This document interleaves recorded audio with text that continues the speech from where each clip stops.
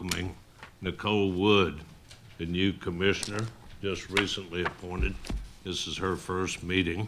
Would you join me in welcoming Nicole?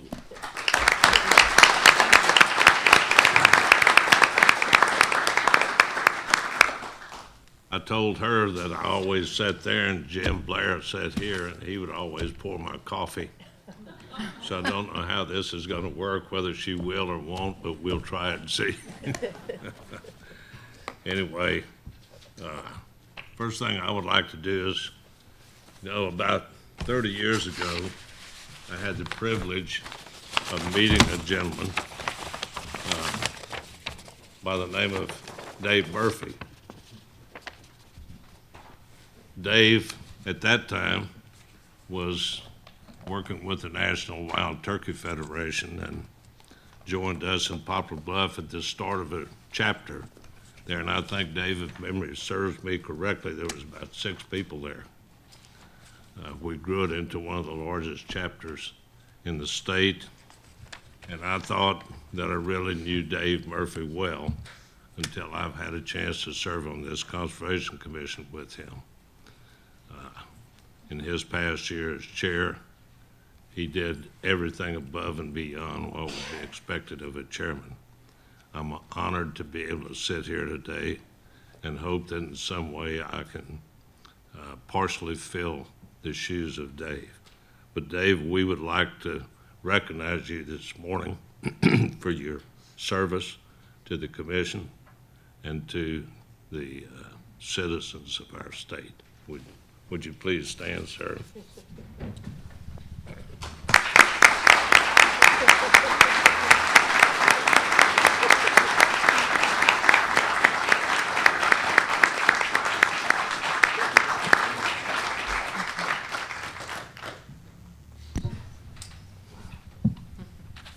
Again, thank you, Dave, for your service.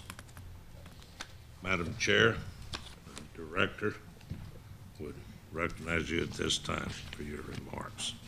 Thank you, Chairman and members of the Commission. Just a few opening remarks. I've been trying to hit strategic planning with each of these meetings since we've undertaken this incredibly robust and time-intensive but critically important work. So in the spirit of an update, our outcome teams have continued to just do incredibly difficult, challenging, but important work to identify and prioritize the most important activities that we as an agency are doing in 2017. So they've been working on prioritizing now strategies and objectives, also working to identify priority activities. But this analysis of activities includes those activities that we're doing that we could potentially reduce or stop.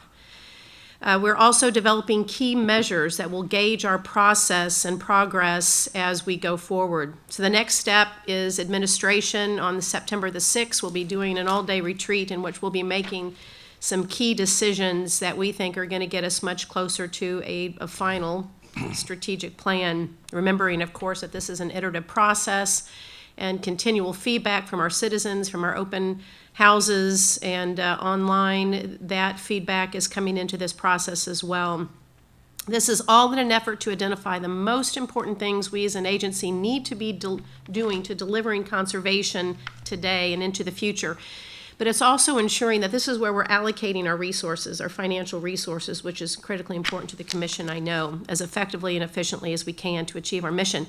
So just an example, one of the activities we're examining is dove fields. And what do we do with dove fields? Staff are looking at how we provide dove hunting opportunities given the incredible amount of work it takes to plant and replant sunflower fields. And so this is one of the areas we're examining. Should we be doing it the same way in the future? In that vein, we're revising our executive budget to reflect these 4 primary goals and the work that we're accomplishing for citizens, rather than in the past just the division budgets alone, which don't tell the story as well as it can be of what services are we delivering to the citizens. We've shared these 4 areas, these 4 buckets as we call them, with the governor's budget director. The 4 buckets are resource services, public services, infrastructure services, and organizational services. And so as we continue to develop that executive budget that needs to be delivered, of course, to the governor's office by October 1st, we'll continue to keep the commission informed of that. I also want to talk a bit about the Organizational Health Index, the OHI survey that Governor Greitens and his team sent out to every state employee earlier this summer. In fact, it went to about 50,000 state employees. The McKinsey firm has done the analysis of the results, all to determine how each executive branch agency is doing in the way of performance and overall health of the organization.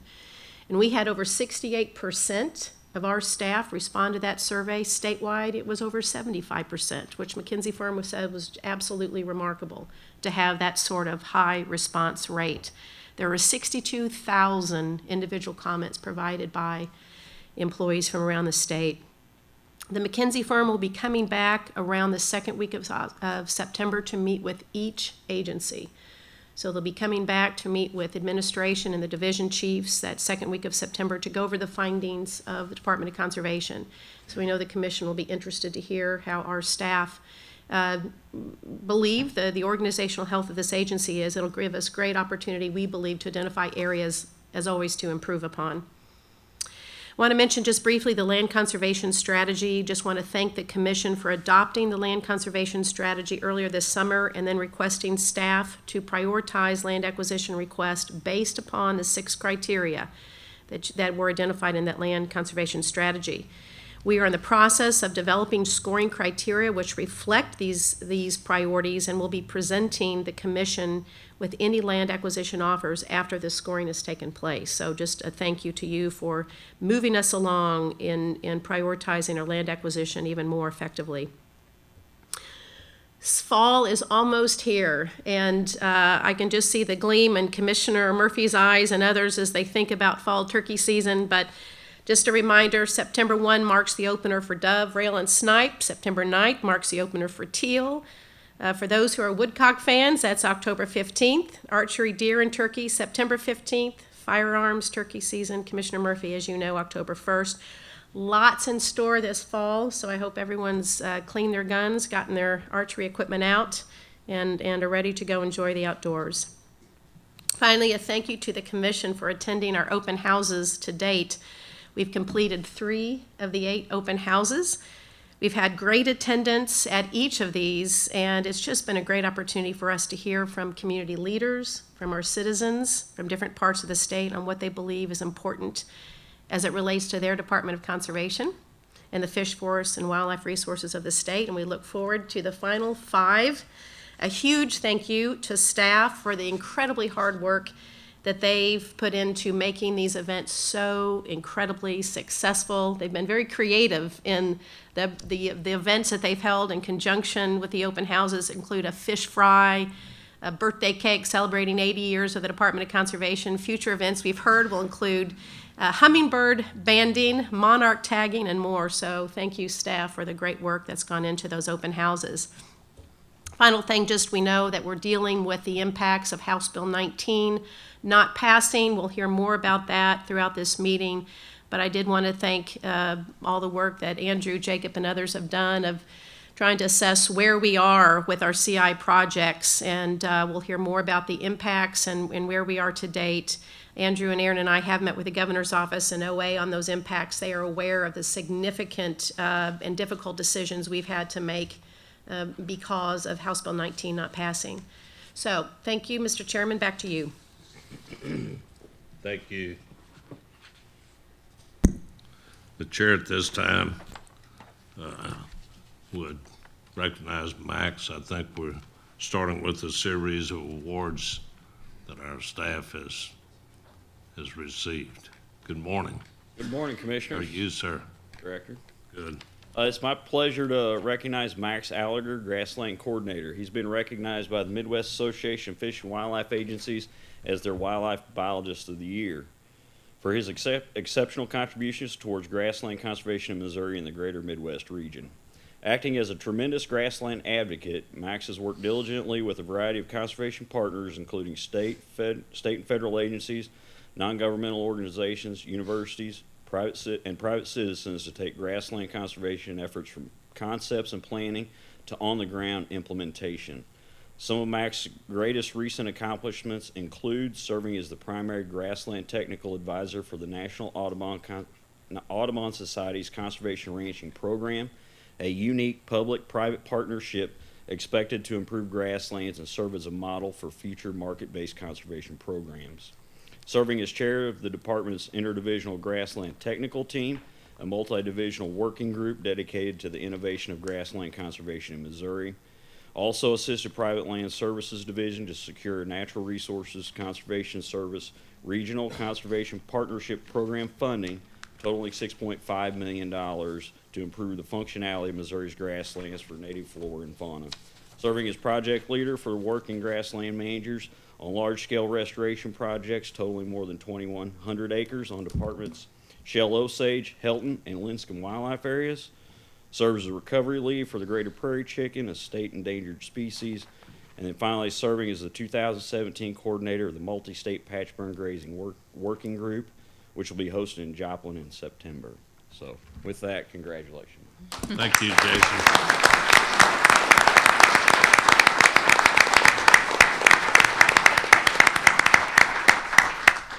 Thank you for the introduction, Jason. Director.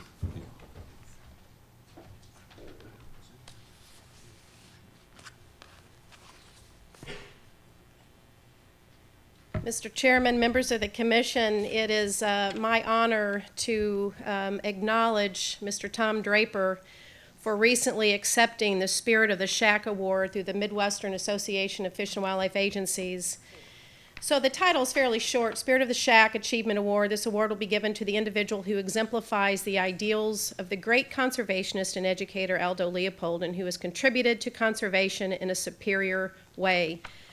This individual should epitomize stewardship and dedication to fish and wildlife conservation. Just a couple of sentences to describe what I believe is MAFWA's greatest award that they give out on an annual basis, and it was just my privilege to be there when Tom accepted this award in Nebraska a month or so ago. But for those of us who know Tom Draper, recently I've referred to him as Dr. Draper, he does epitomize this award in so many ways that we all know and love. In the spirit of Aldo Leopold, he's a visionary, he sees things, he sees how things need to be brought together.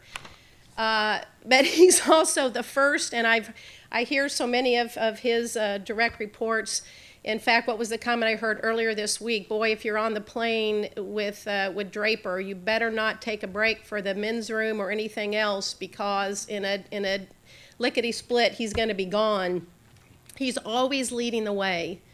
He's always leading the charge, and he's the commitment and the passion and the dedication that I've only seen in the last nearly year that I've worked with him, but I know others of you have seen for years.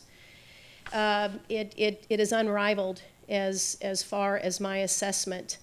And I've just had the privilege of working alongside him since November. I can't imagine a greater deputy of resources to lead this agency, and we all know that he led this agency as acting director. He is the spirit of the Shack in his leadership, in his vision, in his commitment, in his tireless energy to get things done and accomplish things for every citizen of this agency. And so it was a privilege to be there. It's a privilege when he was accepted this award. It's certainly a privilege to recognize him again as the Spirit of the Shack.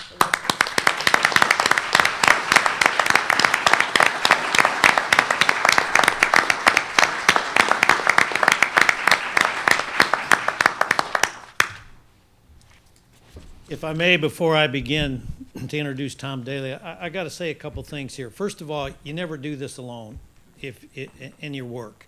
I've been blessed. My wife of 39 years has been with me every step of the way, and I made that comment at MAFWA, and she was there, so I was privileged to have her there. But What I want to point out is that you never do it alone either as you work, because there's many staff in this room right here that that have made me what I've been today, been supported, worked for the Conservation Agency, for people, our citizens. And so I accept the award, but it's just not me. It's people across this state and staff here that really make the difference. So I just wanted to say that, Commission, so thank you.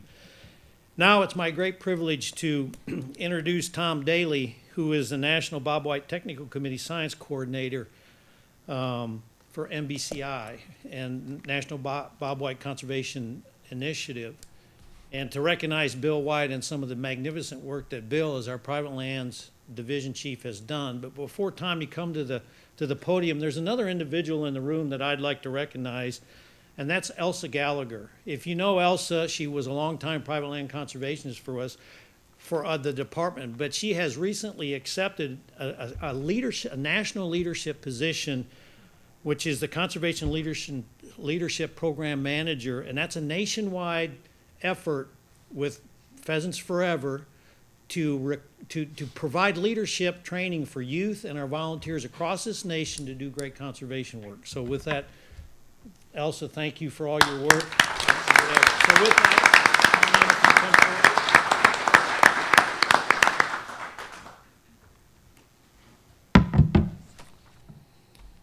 thank you, Tom, and the Conservation Commission.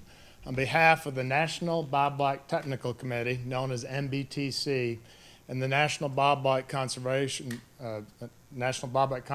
Initiative, I'm honored to be here in Missouri at your meeting to recognize Bill White as a recipient of the NBTC National Leadership Award. On July 26 in Knoxville, Tennessee, at the 23rd annual meeting of the NBTC, Bill received the group's highest honor, the Leadership Award. The nomination and selection are secret, and the delivery was full of suspense, as Missouri was left out of most of the nomination until it got to the point that most people were looking in Bill's direction because they knew it was him. And then Missouri was added. The unintended consequence about a secret selection is that family members usually aren't there. But in this case, Bill's son, Andrew, was sitting at his table. And that's because Bill was nominated and Andrew was there because of Elsa Gallagher making sure that was accomplished. And I'm pleased to see that Tracy is here this morning to see this recognition. Well, this is the premier national peer award in professional Bob White conservation. Past recipients include state agency biologists and leaders of universities and NGOs. Recognition of Bill, however, was just a matter of time. As Tom just mentioned, he's done stellar work on the behalf of conservation, particularly for Bob Whites.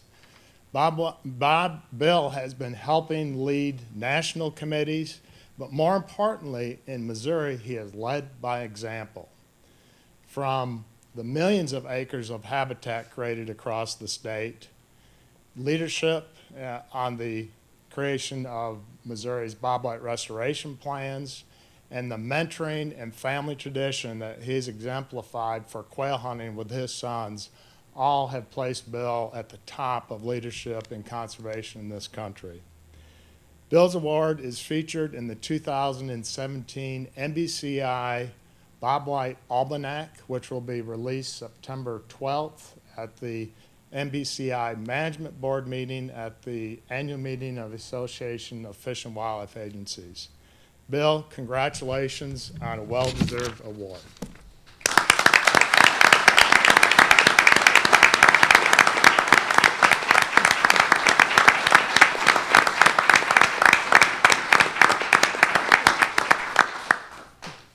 Thank you. Mr. Chairman, Commissioners, Director, I have the privilege of presenting the next award.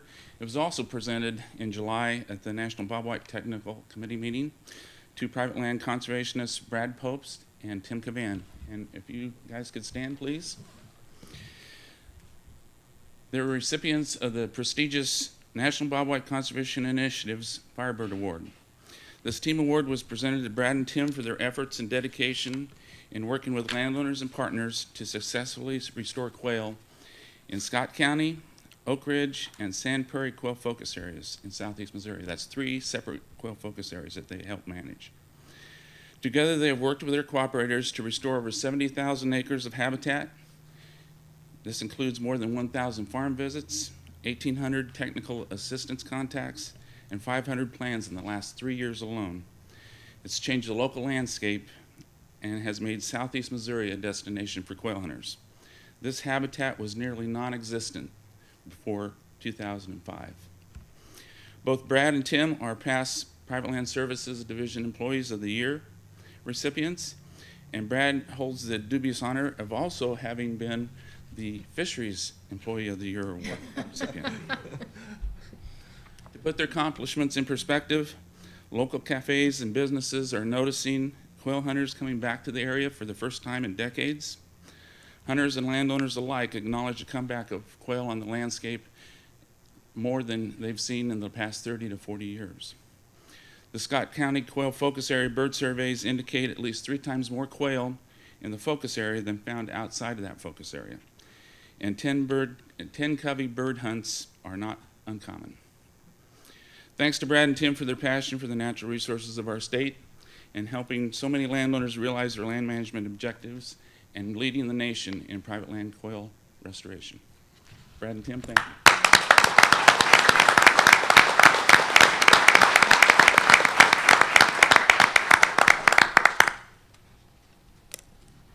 Joni? Morning, Commissioners, Director Polly, Ms. Rhonda. So it's my honor this morning to present to you Association for Conservation Information, or ACI, award winners.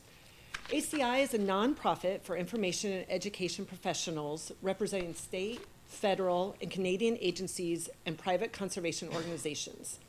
ACI members play major roles in providing hunting, fishing, and other conservation information and education through many different outlets. In July, during the association's annual conference, awards were given out in over 20 categories. MDC received 12 awards in 6 categories.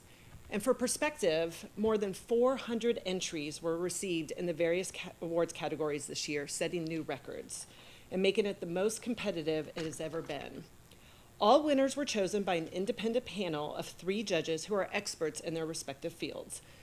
And I want to say, while it's always exciting to win, it also shows how impactful the work we are doing is for the public in hearing the conservation message. So for me, I'd like to say congrats to all the O&E and forestry winners. I'm going to announce them and just ask that they stay standing, those that were able to attend this morning. So first, in the audio-video category, 3rd place was for Twin Pines PSA, and 1st place for Trees Work PSA, and Koenig. Video long, we have Eagles of Missouri, produced by Kip Woods, 3rd place. In our communications education category, we have 1st place for our book, Nature Unhooked, Marcy Porter, who helped do the graphics. Graphic design photo categories, photography, 3rd place, Bald Eagle, and 1st place, Least Bittern Chicken by Knopp. Graphics advertising display, 1st place, Brush Pile Up by Mark Rydell. Magazine category, magazine destination historical or cultural article, 2nd place, Caring for Missouri's Best Wild Places by Bill Graham. And Bill was also recognized 2nd place in magazine wildlife article, Studying White-tailed Deer in the Digital Age. We have magazine general interest article, 3rd place, The Mighty Ones by Brett Dufer. And magazine fisheries category, Fishing for First Timers by Matt Seek. New media, our website won 2nd place for website redesign, Chris Cloyd. And finally, other printed products, one-time publications, our 3rd place, our brand new Turkey Target. Thank you.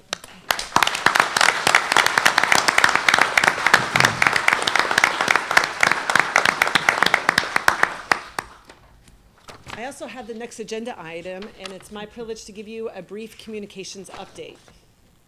Joni, if I might, before you start, I think this series of recognition of employees exemplifies why Missouri is #1. And I know I can speak for the 4 commissioners up here to say that we're so proud to be a part of this, that you people go the extra mile every single day. And we thank you very much. So in our communication, our message is only as effective as its reach. The department strives to share our conservation mission with Missourians through a variety of communication channels and venues. And our goal is to encourage people to get outside and discover nature, while at the same time gaining an appreciation for conserving Missouri's fish, forest, and wildlife resources, and to help cultivate a conservation ethic by promoting the relevance and importance of these resources. So to do this, our communications team provides multiple opportunities for people to connect with the department. And at this time, I'm going to be touching on a few of these, starting with social media. So I'm proud to say we continue to see growth in our social media across all channels. A 3-month increase on Twitter, 3%, YouTube, 4%, Instagram, 12%. And a 12-month increase, again, Twitter, 17%, YouTube, 22%, and Instagram by 54%. Same with our Facebook. We continue to see a nice growth there with a 3-month increase of 2% and a 12-month increase by 13%. And just to help a little competition perspective, I'd like to show this slide of Missouri State agencies just to show that we work really hard. We really do work very, very hard to make sure what we do and the spaces we play in, that we excel. And it's not by sheer accident. Some of the things that we do to help this is Facebook Live. So for example, this morning, Lucas Bond is at Eagle Bluffs doing wood duck banding. And he's using that tool, he's live showing citizens what we do for something like that. And it's a way for them to connect. And then what we'll do is when they're on Facebook Live, he'll promote our Twitter and say, hey, follow us on Twitter, and he'll be posting pictures on there as well. And so again, it's that engagement. We've also been on Facebook Live, we've been our 80th anniversary houses, having Director Polly speaking, inviting people to make sure they're aware of it. Also, our agents are fantastic about taking us out. Lucas was there on August 12th with one on a patrol on a river. Really a state fair coverage, he was out there. All of our departments have been great. Resource Science gets them out with our elk research. We have Fisheries that gets them out with tagging we might do with Lake Sturgeon, forestry on a burn. So again, it's that effort that we all work together to find those stories. The other is we do a video post per day on Facebook, including a Throwback Thursday, that's what we call it. It's really reaching into our archives and showing some of those great, fantastic videos the department has. That always elicits the best comments, because then you start people remembering what things used to be like or talking about, sharing their stories. And again, those videos people love. On average, we get between 5,000 and 10,000 views of a video. Some, I'm still kind of amazed. Last year we had one video that one of our wildlife biologists shot at one of our wetlands of ducks, kind of common to us in conservation. Had over, I think it was shared over 1 million times. We had a lot of people claiming that we were hijacking all the ducks in the country, keeping them hostage in Missouri. And also our Instagram photos and video postings. We do short videos on Instagram, and our postings, Knopp and Dave Stoner have done a great job of pushing their video or pictures out there. Here's one that Knopp did on the solar eclipse. And really, again, eliciting feedback and just conversation. We also have Kevin Minix, our videographer, Dan Zarlinga, one of our media specialists, Bill Graham. So it all takes, again, a village to make this happen. Nature centers and ranges. We do texting at all of our facilities. Andy Dalton just came on in July, so that's why those numbers are only at 75. But again, you'll see growth across the board. This is a way that we can connect with those citizens from a facility that really just want to connect with Runge or Burr Oak or Hinges shooting range. And it's a great way to push that information. We only do about 4 or 5 texts a month, which is really what industry standard. You don't want to inundate people with too many texts, but it's just those friendly reminders like, hey, it's a beautiful day for a hike, come visit us at this nature center, or don't forget to sign up for this program, that type of thing. Email communication. So with all, again, different tools in the toolbox, some people like to get their information by email, and we continue to see this grow. Subscribers are unique, Subscriptions, you can subscribe to more than one of our various subscriptions, like whether it's focused on turkey, deer, regulations, or something else. So subscribers, our 12-month increase has been 65%, and our subscriptions have grown by 51%. So continue to see an uptick in there. But communications isn't just about pushing out information. It's also getting out in front of people and having those one-on-one contacts, touch points that the department does throughout. So I wanted to highlight a few of the summertime programs, but there have been so many, it was honestly kind of hard to choose. One was tree climbing experience for children ages 8 to 13 in St. Louis. We had an archery program at the Discovery Center in Kansas City. Fishing program here in Jeff City. These are just a few that our staff are out there teaching either different skills or getting people in touch with nature, just letting them know that these things even exist. And I'd be remiss not to talk about the state fair that just wrapped up, because that truly involves all department staff. In our discovery room, we had brand new habitat tables this year for children to interact and touch and have fun with looking at different animals and making little clay tracks. Our ever popular pavilion with our fish tanks, and thanks to fisheries with all their hard work of making sure the fish are there and stocked.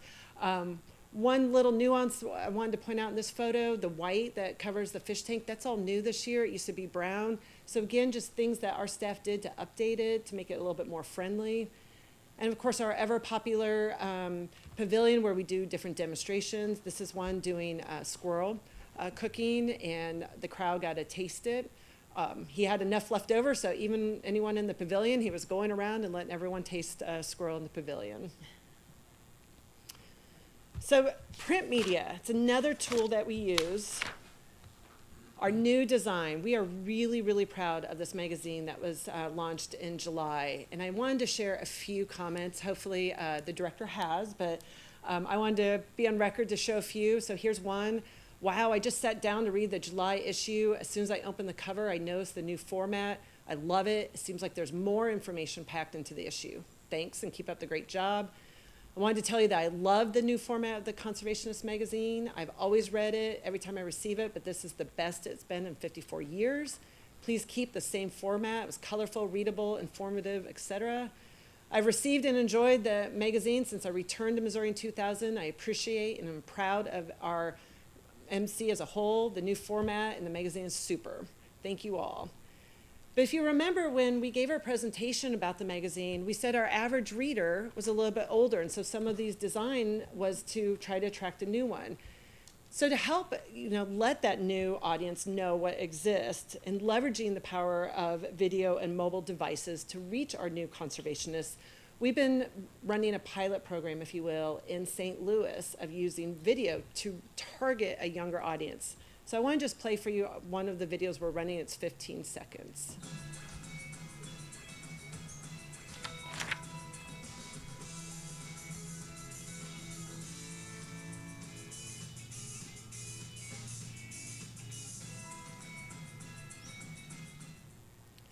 So as you can see with this video, we're trying to show the fun that a younger audience can have and the ways that they can get their magazine. I'm proud to say so far, halfway through our campaign, and again, we were targeting a specific millennial group, so 18 to about 35, using mobile. We've had about a 3% conversion rate of people clicking on that video, going to our website, and signing up for the magazine. So again, only halfway through, we're monitoring that. And one of the things we're doing is we also have a 30-second video. We're seeing which appeals to them more. Is it a 15-second? Do we have their attention span for 15 seconds, or can we hold it for 30 seconds? Give them a little bit more information. But at the end of the day, we want people to click on that and sign up for our magazine, because we know once they get it, they'll find out all the great things you can do in Missouri and learn more about the department. We've also been doing some print efforts. This is one of our new ads. We've teamed up with Feast magazine. This magazine really appeals to a diverse audience. One of their largest age demographics is at 35 to 54 at 44%. It has an astounding 99.5% pickup rate, which means if people see that magazine, they pick it up to bring it home to read. And it focuses in those areas: St. Louis, Kansas City, Columbia, Jeff City, and Springfield. This is one, Feast is really about food and wine and beer and kind of putting it all together. And so we're trying to appeal to them by showing the hiking, places they can go hiking, and then one of our recipes from Cooking Wild, this one happens to be granola. We also had one on fishing and then focused on a fishing recipe. So we're trying to kind of combine those two items. Feast has been a great partner. They also did a video for us on one of our duck cleaning that we did in Discovery Center. And then they had this fantastic 30-minute video because they have a television show. So again, it's kind of forging those partnerships in new areas. So just to touch on a few upcoming things, our teacher portal has gone live. It's only been up for a week. We haven't even really advertised it quite yet. We're waiting till September when back to school rush kind of settles down and teachers are in a routine. But we already have more than 100 people who've signed up in the first week, finding it on their own or through their education consultant.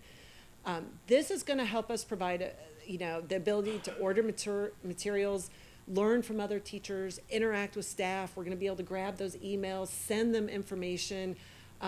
We're really excited about this because it's also, honestly helps us lean our process of ordering materials. Right now we have one woman who takes phone calls or emails. By doing it all online, we can track it a lot better and get that information out. We also can see if a school's involved in just Discover Nature Schools. Maybe they also have MONASP. If not, then we're connecting the dots for them. Hey, you're doing this program. Have you thought about this program? We also have this available. So again, when we think about education, we think about hunter education in the schools in 6th grade, which a lot of Southwest especially doing. We think of MONASP, and we think of all of our education materials. So it really is a suite of products. And finally, a few other items. In September, our Feast ad is focused on hiking again, and we're going to be doing a hunting guide in the Jeff City News Tribune. We have our CWD mandatory sampling communications coming up to let people know what's going on there, our seedling catalog for the state nursery, our natural events calendar, our nature shop catalog, and our upcoming wild webcast on mountain lions. It's already soliciting a lot of interest when we post that on Facebook. Very interesting comments. So we're really honestly excited as, I think, a communication team to help dispel those rumors that no, we do not collar mountain lions and release them in the wild, which is a very popular, I think, misnomer out there. So we're real excited to work with folks in resource science and wildlife to get that information out. And that's just really kind of, just a smattering, a very small piece of what we've been doing, but I'm happy to entertain any questions at this time. Does anyone have any questions or comments? Commissioner Bradford? I have a comment. Awesome Thank you. work. You just energized this whole process, Joni, and you and your staff. The social media, that chart says it all. Yep. MDC right at the top there. So kudos to all the hard work that all you are involved in, and obviously with the awards that we saw here earlier. Keep up the good work. Thank you. I can't wait to see what's next. Commissioner Wood? I do not have any questions. I'm still learning, but it all looks wonderful. Joni, you have to show a little bit more energy in what you're doing. Wonderful. Thank you so much. Thanks.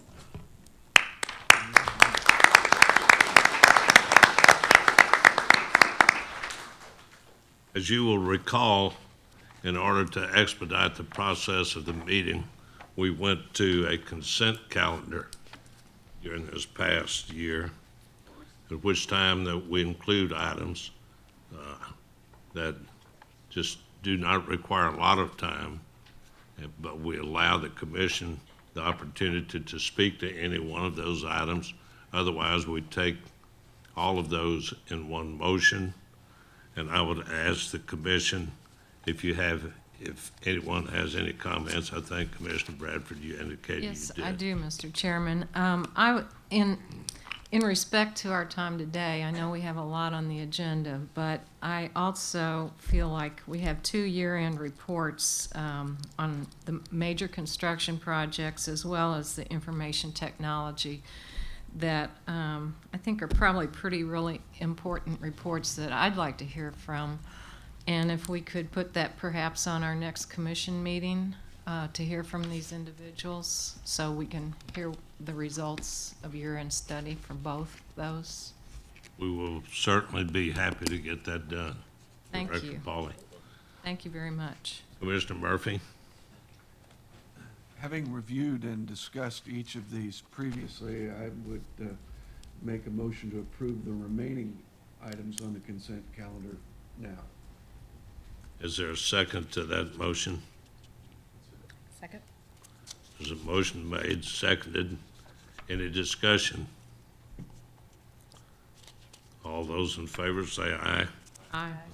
Opposed likewise. Motion carries. Thank you. Lisa, I think you're up. Lisa Allen. Good morning, Commissioners, Director Polly, and Ms. Maples. Thank you for the opportunity today to provide you with an update on the implementation of the Missouri Managed Woods Program. At least 3 of the commissioners will recall that in March of 2016, the Commission approved several changes to Chapter 2 of the Wildlife Code, which resulted in the restructuring of the old 1946 Forest Cropland Program into a very similar, but we hope more effective and more usable program for private forest landowners, which is now being called Missouri's Managed Woods Program. Since that time, staff have been very busy launching the program and implementing it. So the first few slides I'm going to show you will be a quick review of the components of the Managed Woods Program, and then that will be followed by a few slides that describe program activities to date and also our plans for the future. So as a reminder, Missouri Managed Woods is a program that is totally voluntary, and it encourages sustainable management of privately owned forest lands. It provides landowner services as well as a property tax reduction to promote long-term management of lands enrolled in the program. And finally, participating landowners are required to carry out responsible forest management in exchange for the program benefits. So in a nutshell, Missouri Managed Woods, to enroll in the program, a landowner needs at least 20 contiguous acres of forest land. The maximum value of that land can be all the way up to $3,500 per acre.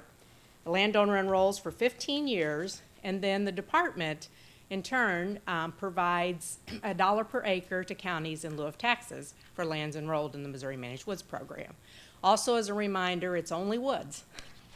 Any structures on the property or large bodies of water, that sort of thing, cannot be enrolled in the Missouri Managed Woods Program.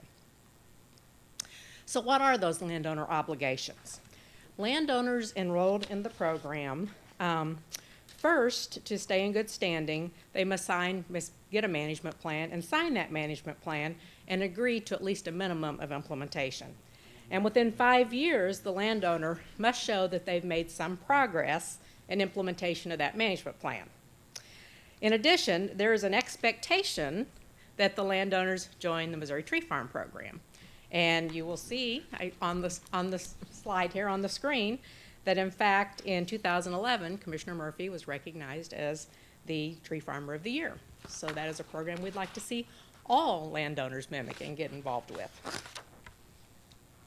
Additional landowner obligations is that livestock must be fenced out of the woods, unlike what you see here. Livestock are in the woods. We want them fenced out to protect that resource. The landowner must also clearly mark their property lines, their boundary lines. And then in addition to that, a landowner must pay a 6% yield tax on timber sale revenue. Now this is a requirement of the existing state forestry law, which was established in 1946. That is part of a Missouri revised statute, and that would have to be modified to remove this obligation of a 6% yield tax. However, there are, with these obligations, do become many, many benefits. So what are the benefits of enrolling in the Missouri Managed Woods Program?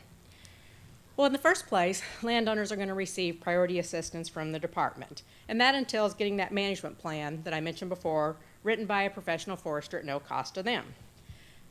Having a timber basis done This provides landowners with the value of the timber at the time they purchase the property, so that when they sell timber off their property, the base value can be deducted from the sale value, reducing their income tax burden.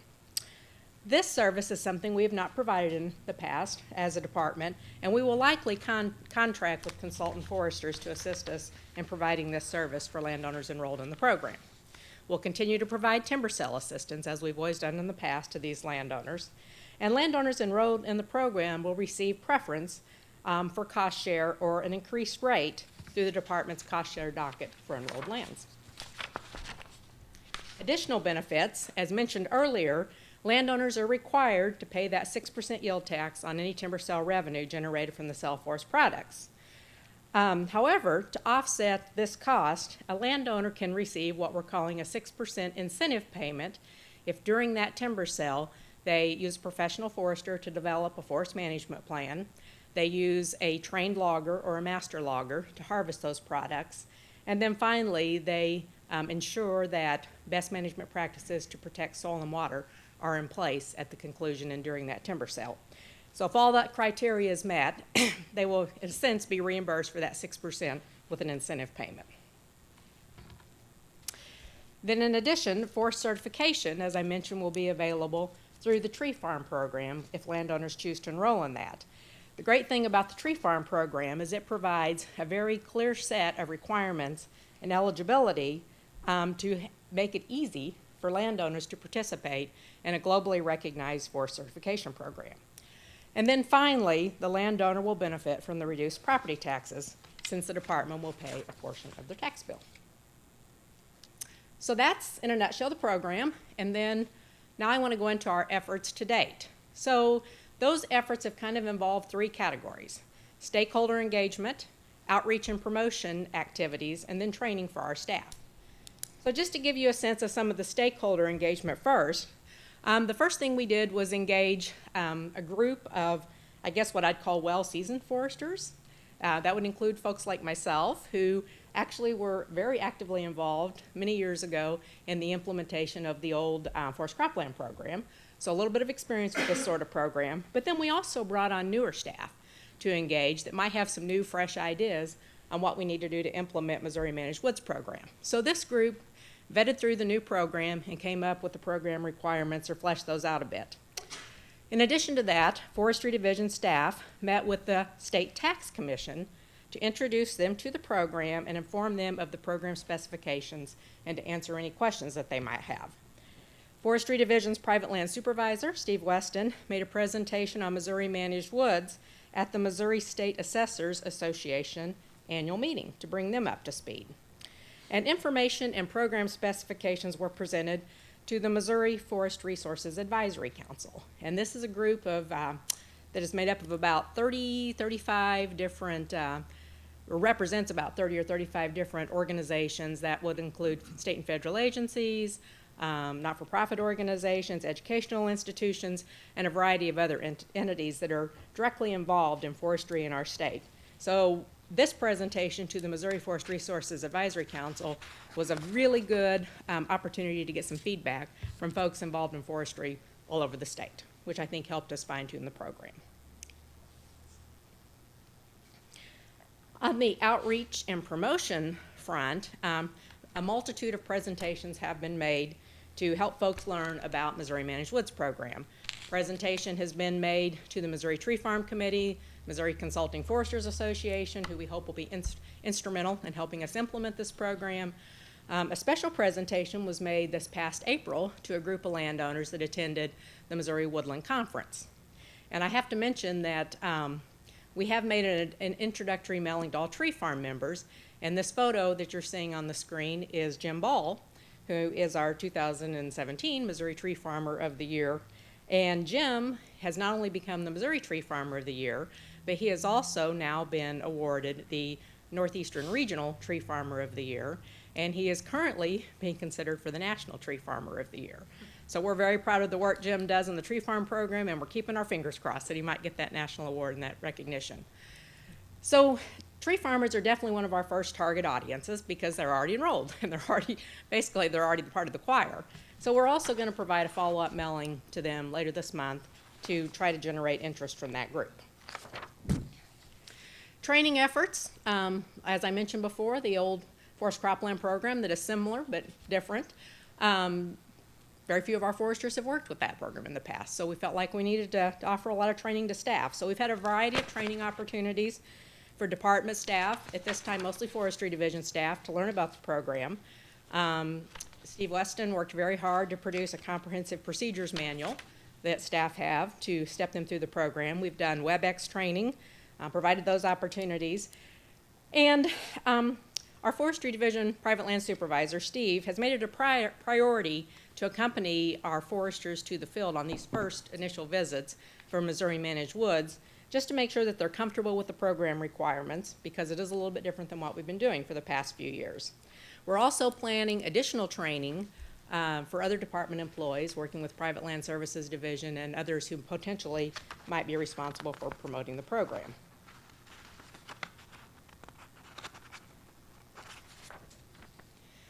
So where are we at?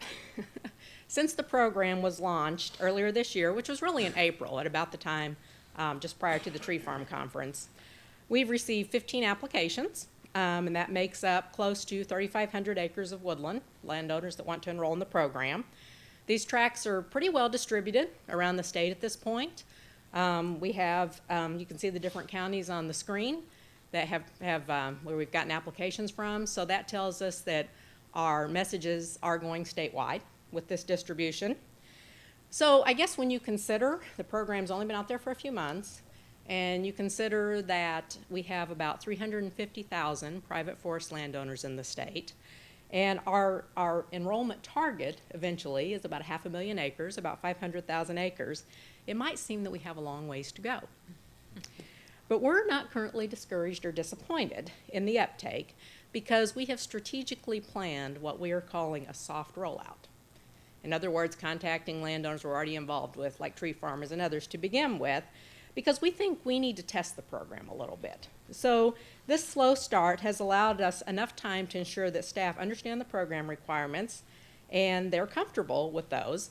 And as I mentioned before, it gives us an opportunity to test the process and to make sure that the implementation is basically we got the implementation and the requirements right, so we can make adjustments early on in the process.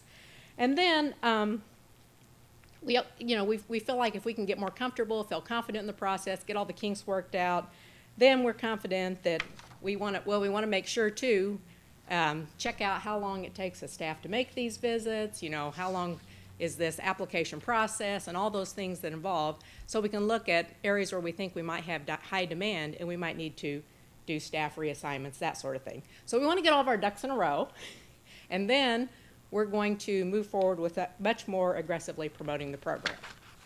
So at this point, we're very comfortable where we're at, stepping through these first 15 applications. So what is next?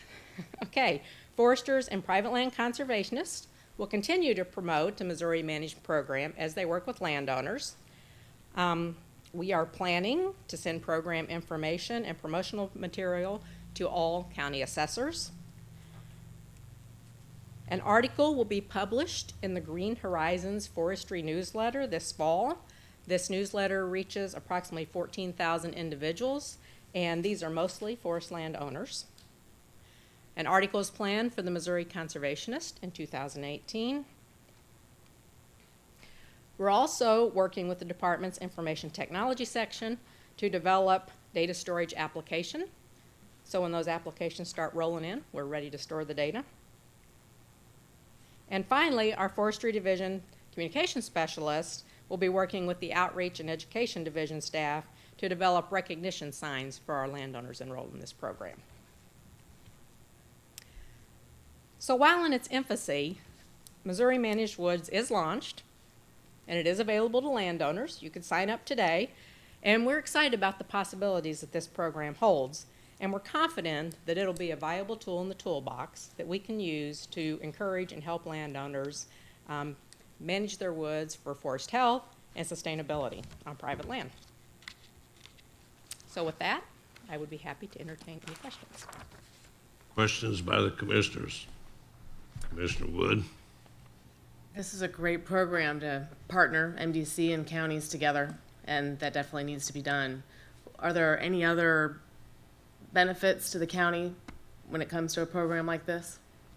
Well, we did a lot of research into what that rate should be for in lieu of taxes, and we've landed on $1 per acre, and we feel like that'll get us down the road several years. We've looked at different tax levy rates and different, the different information in the counties, how they classify their land under ag soil grades, and done a lot of math and a lot of research, and have found that that rate is very advantageous to most counties compared to what they may be getting at this time from just the landowner paying those taxes.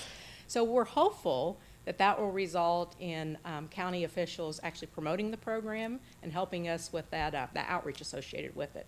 So, and then of course, the other benefit to the county is you have more sustainably managed forest in your county, which therefore benefits, forest products industry, also benefits the citizens with, healthy woods, clean water, clean air, all those sorts of things. Great communication with the counties and with Farm Bureau. Good job. Commissioner Murphy? I'm thrilled to see that there's a path that we can improve this 1.7% of our forests being managed in any conceivable way that has long-term consideration. I compliment you. It's a great program. Can't wait to get our farm signed up. And I just want, I'm sorry. No, Commissioner I, Murphy. I just want to applaud you for your recognition signs. I'm all about the PR of this agency, and the good work that we do a lot of times goes unnoticed by the public just because we don't promote it enough. So appreciate all the PR that you're doing on these kind of programs, and hope we do it more on some of our others, because we have an awesome staff, the services we provide, so thank you. Thank you, Lisa. Keep up the good work. Where is Todd? Oh, there you are. Okay, agenda item number 6. Well, good morning, Chair Bedell, Commissioners, Director Pauly, and Ms. Mabels. I'm very happy to provide a brief update on some of the process improvement work we've been doing as part of our operational excellence focus. You've heard some about strategic planning and some of our work on our organizational health and performance measures, and certainly happy to come back with other staff I'm working with on those efforts to talk more about that. But I wanted to focus a little bit this morning on our process improvement efforts and our lean implementation. There's kind of one principle that guides the work, and that is the work of government is noble, the people of government are amazing, and the processes of government are a mess. And so that's where we focus. As you've heard this morning, we have the best staff that work in this field. Our challenge is to make sure that we're taking the things off their plate that frankly don't add value to our citizens and keep them from doing more of the mission critical work that we want them spending their time on. And so that's where we focus. What are those things that are allowed to creep into our processes over time and that we want to try to get out of the way so that staff aren't spending too much time on things like paperwork and too many reviews and those kind of things. And so one of the process improvement systems that we're using is Lean, and I just want to give a little background on that. It's a proven set of principles and methods that has been around for a long time, and it's been developed in business and industry and manufacturing. More recently, it's been brought into healthcare and the government service sectors.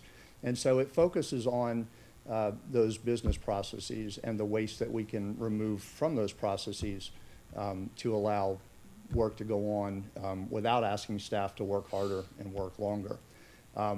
I think, as Director Pauly has mentioned, our work is very iterative, and this is the case with process improvement. We really kind of employ the same scientific method that a lot of our scientists work with, and that is to look at what are the issues and the problems, and defining those problems, coming together to look at solutions, implementing changes, and then measuring how are those changes producing results.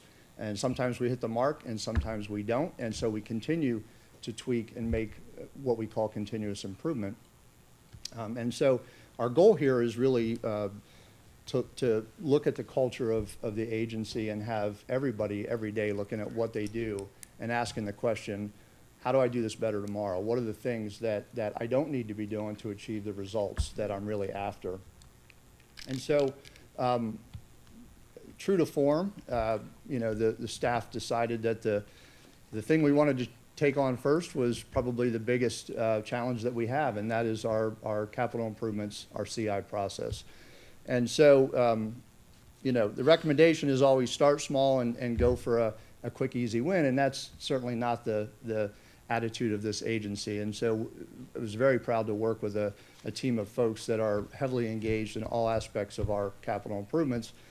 And they went through a very intensive, difficult 4-day event where they decided that instead of starting with a process and looking to tweak it, they wanted to wipe the slate clean and really build a new process for how we approach capital improvements. And so what they were able to accomplish is to say, we're going to remove the project development phase of any given project from our annual budget cycle. And so what that will enable staff to do is develop projects over a longer period of time, ensuring that they're more fully fleshed out and appropriately budgeted, so that when administration and the commission decides these are the projects we're going to fund this year from the queue of available projects, we reduce the risk of running into under budget, under scoped projects. And the goal then is to eliminate the bottlenecks that happen where we have limited staff in the design and engineering process, so that that whole process will flow more smoothly. And so they were able to design that new process. We've developed new construction categories and definitions, and our next step is to complete the criteria that will help us score and rank projects moving forward. So ongoing process, it's a very large process, and we've taken off essentially the first bite of it. And I wanted to just highlight a few things. I've got about 120 pages of ideas that staff have submitted of things that they say, here's an opportunity for improvement. These are the things that we think are wasting our time, that we would like to figure out how do we remove some of that so that we can focus more on mission critical work. And so just some of the things I wanted to highlight, our administrative services folks, which is a division heavy in business processes, are already looking at improving and have already done some significant work with our mailroom, our purchasing, and our retail system. We're beginning to scope out an event now on how do we, now that we're moving towards more automated fuel purchasing cards, how do we eliminate vehicle logs and the need for staff to spend time on the paper part of that process. Our realty process, we have more work to do on the CI process. But the other thing we're doing is at the same time, we've had about a dozen staff step up and say, I want to learn more about lean, and I want to be able to help facilitate these events. And so we're having staff go through training now to increase our capacity to deliver on these services. And so, again, very brief, but I just wanted to give some highlights on where our focus is with process improvement, and happy to answer any questions. Questions? Just a comment. I'm delighted to see the progress. Thank you. Certainly Marilyn? Thank you for the effort, and looking forward to seeing the continuous improvement process. Thank you, Todd. Mr. Wood? I'm excited about the efficiency. I'm all about not wasting time, so I'm anxious to see what the ranking is going to look like for the capital improvements project. That's a huge undertaking to figure out how to rank that, but I think it's a great way to make priorities matter, because that's what we need to focus on, is top of the list, and how do you figure out what's top of the list? Not what's screaming the loudest, hopefully. Absolutely. Wonderful. Thank you, Todd. We were talking yesterday in the closed session about let's don't get this in such a bureaucratic process that we can't get anything done. So thank you for what you're trying to do to help us with that. You bet. Well, thanks for the support. Keep up the good work. Let's take about a 15-minute break before you start on your regs report, sir.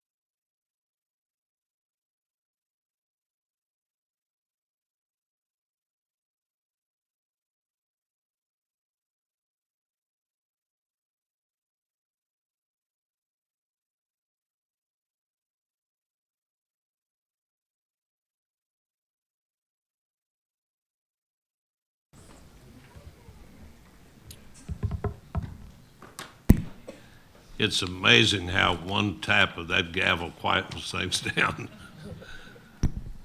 Tom, you're up. I know that you have a very long report. If you need to stop during the process to get some water, feel free to do so. Thank you, sir. Good morning, Mr. Chairman, Commissioners, Director Pauly, and Rhonda. I will begin a very deliberate report on actions of the Regulations Committee. As you know, it's one of the most important processes in the agency because the agency has authority to promulgate rules, and we take that collectively very seriously. Commissioners, recall that during your May meeting, you voted to approve a series of rule changes pertaining to the 2017-2018 fall deer season.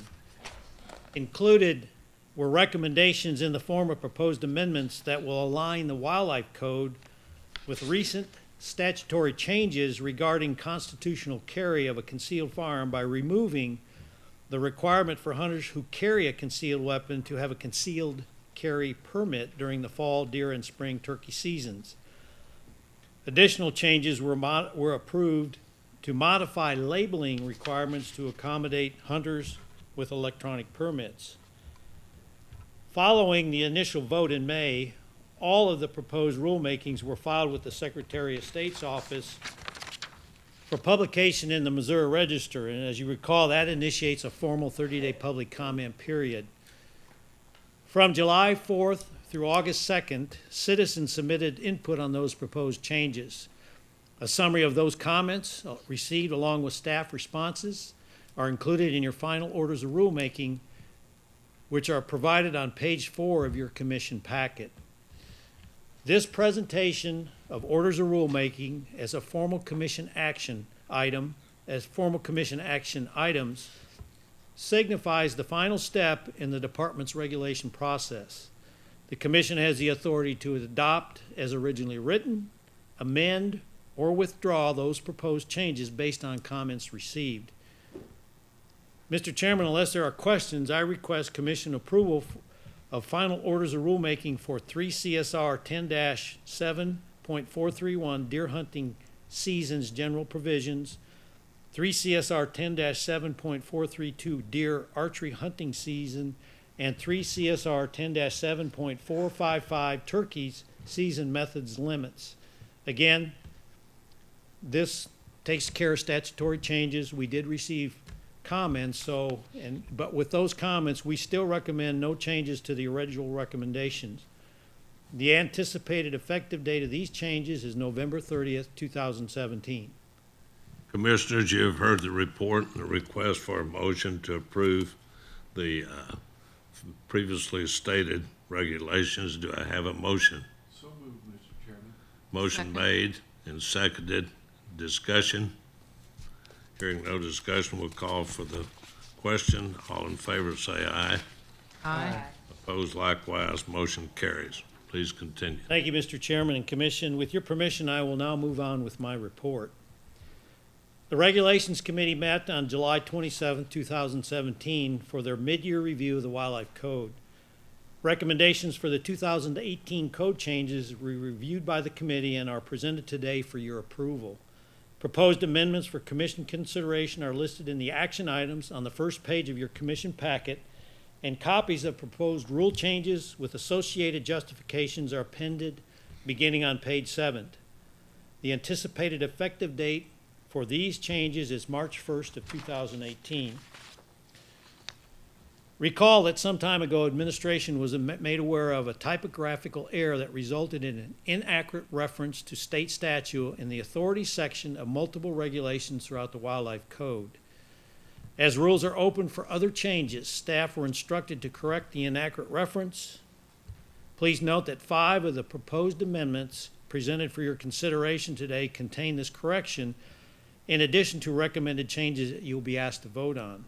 Those rules are as follows: 3 CSR 10-3.010, monetary values established for fish and wildlife; 3 CSR 10-9.625, field trial permit; 3 CSR 10-10.767, taxidermy, tanning, permit privileges and requirements; 3 CSR 10-10.744, commercial deer processing, permit privileges, requirements, and 3 CSR 10-20.805, definitions. So, Mr. Chairman, to keep discussions organized, and to ensure clarity, I would like to address the remaining proposed changes by division. I'll begin with the proposed amendment. Tom, excuse me, would you like a motion to approve those regs that you just referred to? That will happen as I ask for action items that relate to those rules. Okay, let me back up 1 second because of the section changed that was incorrect. That was section 252.240. Correct. Corrected to 252.040. Yeah, that's correct, Let the record show Commissioner. that correction. Yes. And Thank that you. will You may be, as it's continue. reflected in the orders of rulemakings and the details that will follow here. So with that, I'll begin with the proposed amendment to 3 CSR 10-5.425, resident archery antlerless deer hunting permit brought forward by administration. We noted that this rule has gone through several name changes since it was established in 1998. However, the purpose statement was not modified to match the changes. This amendment corrects the purpose statement to accurately describe the rule. Mr. Chairman, I request approval of this action item as described. Do I have a motion? So move. Second. Motion made and seconded. Any discussion? All in favor say aye. Aye. Opposed likewise. Motion carries. Thank you. You may continue. Thank you, sir. Next, Resource Science Division introduced a proposed amendment to 3 CSR 10-3.010, monetary values for fish and wildlife, that modifies verbiage to accurately describe a source publication used to determine monetary values of resources lost during fish kills, and updates the contact information for the American Fisheries Society. Mr. Chairman, I request approval of this action item as described. Do I have a motion? You have a motion? Do I have a second? Second. A motion made and seconded. Any discussion? Hearing none. All in favor say aye. Aye. Opposed likewise. You may continue. Thank you, sir. This begins probably the most important part of the Regulations Committee process, and it deals with the commercial harvest of turtle species. Commissioners, during our meeting on July 27th, Mr. Hugh Quinn, Kirksville, met with the Regulations Committee to share his concerns regarding commercial harvest of common snapping and soft-shelled turtles in Missouri. Mr. Quinn noted that his extensive knowledge of turtles and their life history was gained through his work as a curator for reptiles and amphibians at zoos across the nation, as well as leadership roles within conservation organizations such as the Turtle Conservation Fund, the Turtle Survival Alliance, and the Turtle Conservancy. Mr. Quinn advised that numerous studies have shown that any level of commercial turtle harvest has devastating impacts on populations. Given this information, 23 states have passed regulations to prohibit commercial harvest of these turtle species. He noted it's easier to keep common species common than to bring them back from the brink of extirpation, and encouraged the department to prohibit commercial harvest of turtles in Missouri. Commissioners, Mr. Quinn's presentation was timely given the department's desire to protect this valuable turtle resource now and into the future. If you'll recall, resource scientist Dr. Jeff Brigler provided an overview of the status of 3 important turtle species here in Missouri at your June 2017 commission meeting. As Dr. Brigler stated, the department began investigating implications of commercial harvest on common snapping, spiny softshell, and smooth softshell turtles in 2007. This culminated in a research project which ran from 2010 to 2013 that looked at the effects of commercial harvest of these 3 species. Commissioners, given the life history traits, in other words, low hatchling and juvenile survivorship and delayed reproductive age, along with other factors that place biological constraints on harvest, very slow recovery potential, and increased scientific evidence of the negative effects of commercial harvest on turtle populations in the United States, I request Commission approval of proposed amendments to 3 CSR 10-20.805 definitions and 3 CSR 10-10.727 record keeping and reporting required commercial fishermen that remove common snapping and soft-shelled turtles from the list of species eligible for commercial harvest and eliminate reporting requirements for commercial harvest of those turtle species. Changes to these two rules effectively close commercial harvest of the three mentioned species. I would ask for consideration as an action item. Mr. Chairman, I make a motion to approve as recommended. Do I have a second? Second. Motion made and seconded, discussion. I have a Hearing. question. Okay, please. When you decided to do a regulation like this, who did you communicate with? Okay, yeah, good question. Dr. Bragler and resource science staff, along with fisheries staff, conducted extensive engagement with our commercial fishermen, people that are interested in turtle species, interested groups, and reported back, as you recall, in June in 2017, and Commissioner, we'll get you that report, that essentially we found very little negative comments about this proposed action. That's not to say that some commercial, a very small number of commercial fishermen expressed concern about the impact, but looking at the species as described here, the impacts, we believe this is still a prudent move to move forward with this regulation. Thank you for your question, Commissioner Wood. All those in favor say aye. Aye. Opposed likewise, motion carries. Thank you. I need to also update, please understand that this is an action to begin another formal 30-day comment period. So as this is a proposed rule, it's published in the Missouri Register. A formal comment period will be entertained from October 3rd through November 1st, and I will bring back to you in December a final report on whether these things should be continued as move forward as proposed, amended, or withdrawn. So you'll hear more. Final action will occur in a couple months. Thank you. Okay, moving along with the rest of my report here. Protection Division brought forth the next 4 recommended wildlife code changes. Recent regulation changes that better define firearms deer hunting season dates resulted in an unintended restrictions on those wishing to conduct raccoon field trials at night.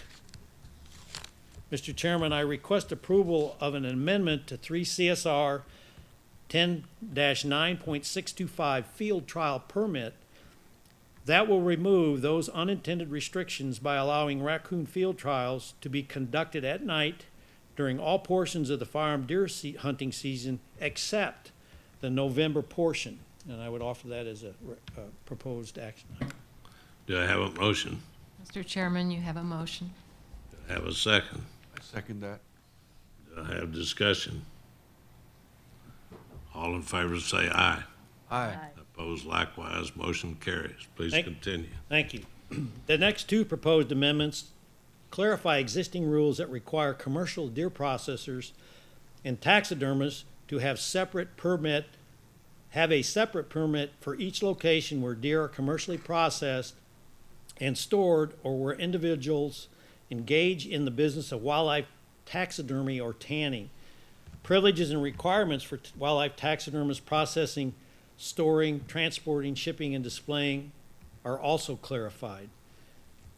With that, Commissioners, I request approval of these changes to 3 CSR 10-10.744, commercial deer processing, permit, privileges, requirements, and 3 CSR 10-10.767, taxidermy, tanning, permit, privileges, requirements as described. Do I have a motion? So moved. Do I have a second? I'll second. Motion made and seconded. All those in favor, any discussion? Hearing none. All those in favor say aye. Aye. Opposed likewise. Thank you. You may Okay, continue. next item submitted by Protection Divisions is their final proposed amendment to 3 CSR 10-20.805, defines an established field trial area to avoid inconsistent interpretation of requirements for obtaining a field trial permit. Mr. Chairman, I request commission approval of this action item as described.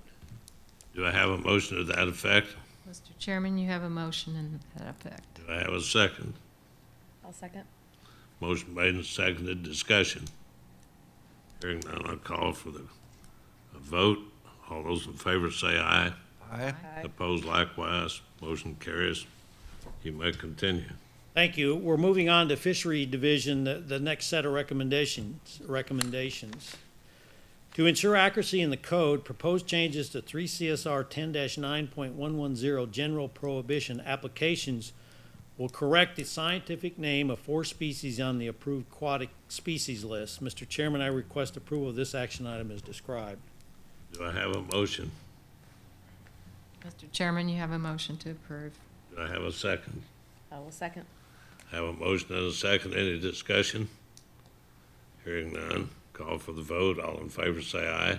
Aye. Opposed likewise, you may continue. And I appreciate the commission's patience here. Next, proposed changes to 3 CSR 10-11.205 fishing methods and hours will correct fishing hours at James A. Reed Memorial Wildlife Area. Daylight savings time adjustments were made in 2007 in accordance with the Energy Policy Act of 2005, but adjustments were not made in this area according to that rule. This corrects that oversight and clarifies for users when they can and cannot be on the area. So with that, Mr. Chairman, I request commission approval of action item as described. Commissioners, you heard the report. Do I have a motion? I so move. Is there a second? Second. Motion made and seconded. Any discussion? Hearing none, all those in favor say aye. Aye. Opposed likewise, you may continue.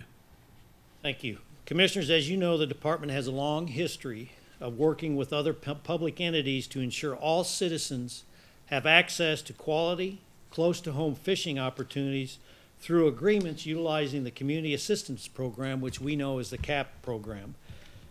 Fisheries Division introduced a series of proposed amendments that establish a new winter trout fishery in east central Missouri, restrict the use of boats and motors, and set provisions for hunting, fishing, and trapping opportunities on areas managed in cooperation with other public entities through the CAP agreement.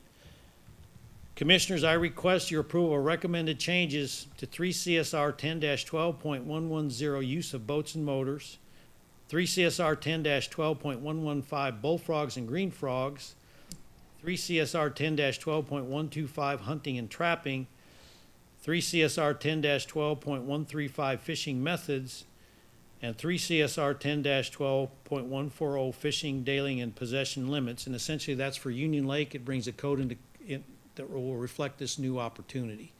And one final 3 CSR 10-12.145 fishing length limits for that lake and for KS Simpkins Pond and East Prairie. So with that, I'd entertain an approval as an action item as described.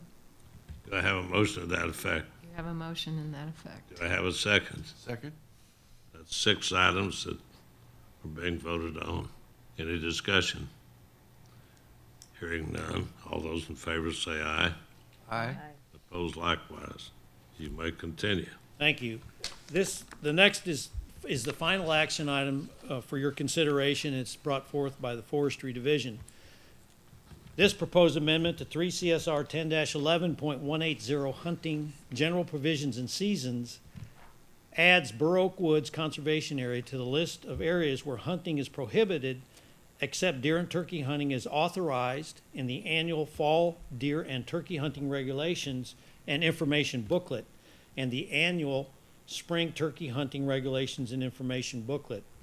This change ensures the wildlife code is consistent with posted regulations, the area brochure, and the online atlas that restricts hunting on the area except for managed deer and turkey hunts. Mr. Chairman, I request commission approval of this proposed action items as described, proposed change as described. Do I have a motion? So Motion made and seconded. Any discussion? All those in favor say aye. Aye. Opposed likewise. Motion carries. You may continue. Thank you, sir. The next is a series of comments. That ends the formal action items requiring a vote, but there's some important things that I'd like to share with the commission, so these next comments reflect that. Commissioners, the department continues to receive requests from special interest groups, including non-resident landowners, for reduced cost hunting and fishing permits. While the department would like to recognize contributions of each and every one of those groups, there is much to consider. Once a precedent is set for issuing reduced cost permits for one particular group, the expectation for other reduced cost permit accommodations will be set. The Regulations Committee discussed the pros and cons of honoring these requests and agreed that any consideration of reduced cost non-resident landowner permits will be discussed as a part of a larger landowner permit review. And the Regulations Committee continues to deliberate on that. There's many tentacles in that discussion about landowner and non-resident and resident permits and landowner permits. And so we're being exceedingly deliberate in our discussions, and we'll report to the commission when we feel we have something that's of value to report to the commission, given the complexity of this situation. Moving on, unless there's questions, Mr. Chair, I will proceed. Any questions? Just a comment, probably appropriately deliberate instead of exceedingly deliberate, sir. You may continue.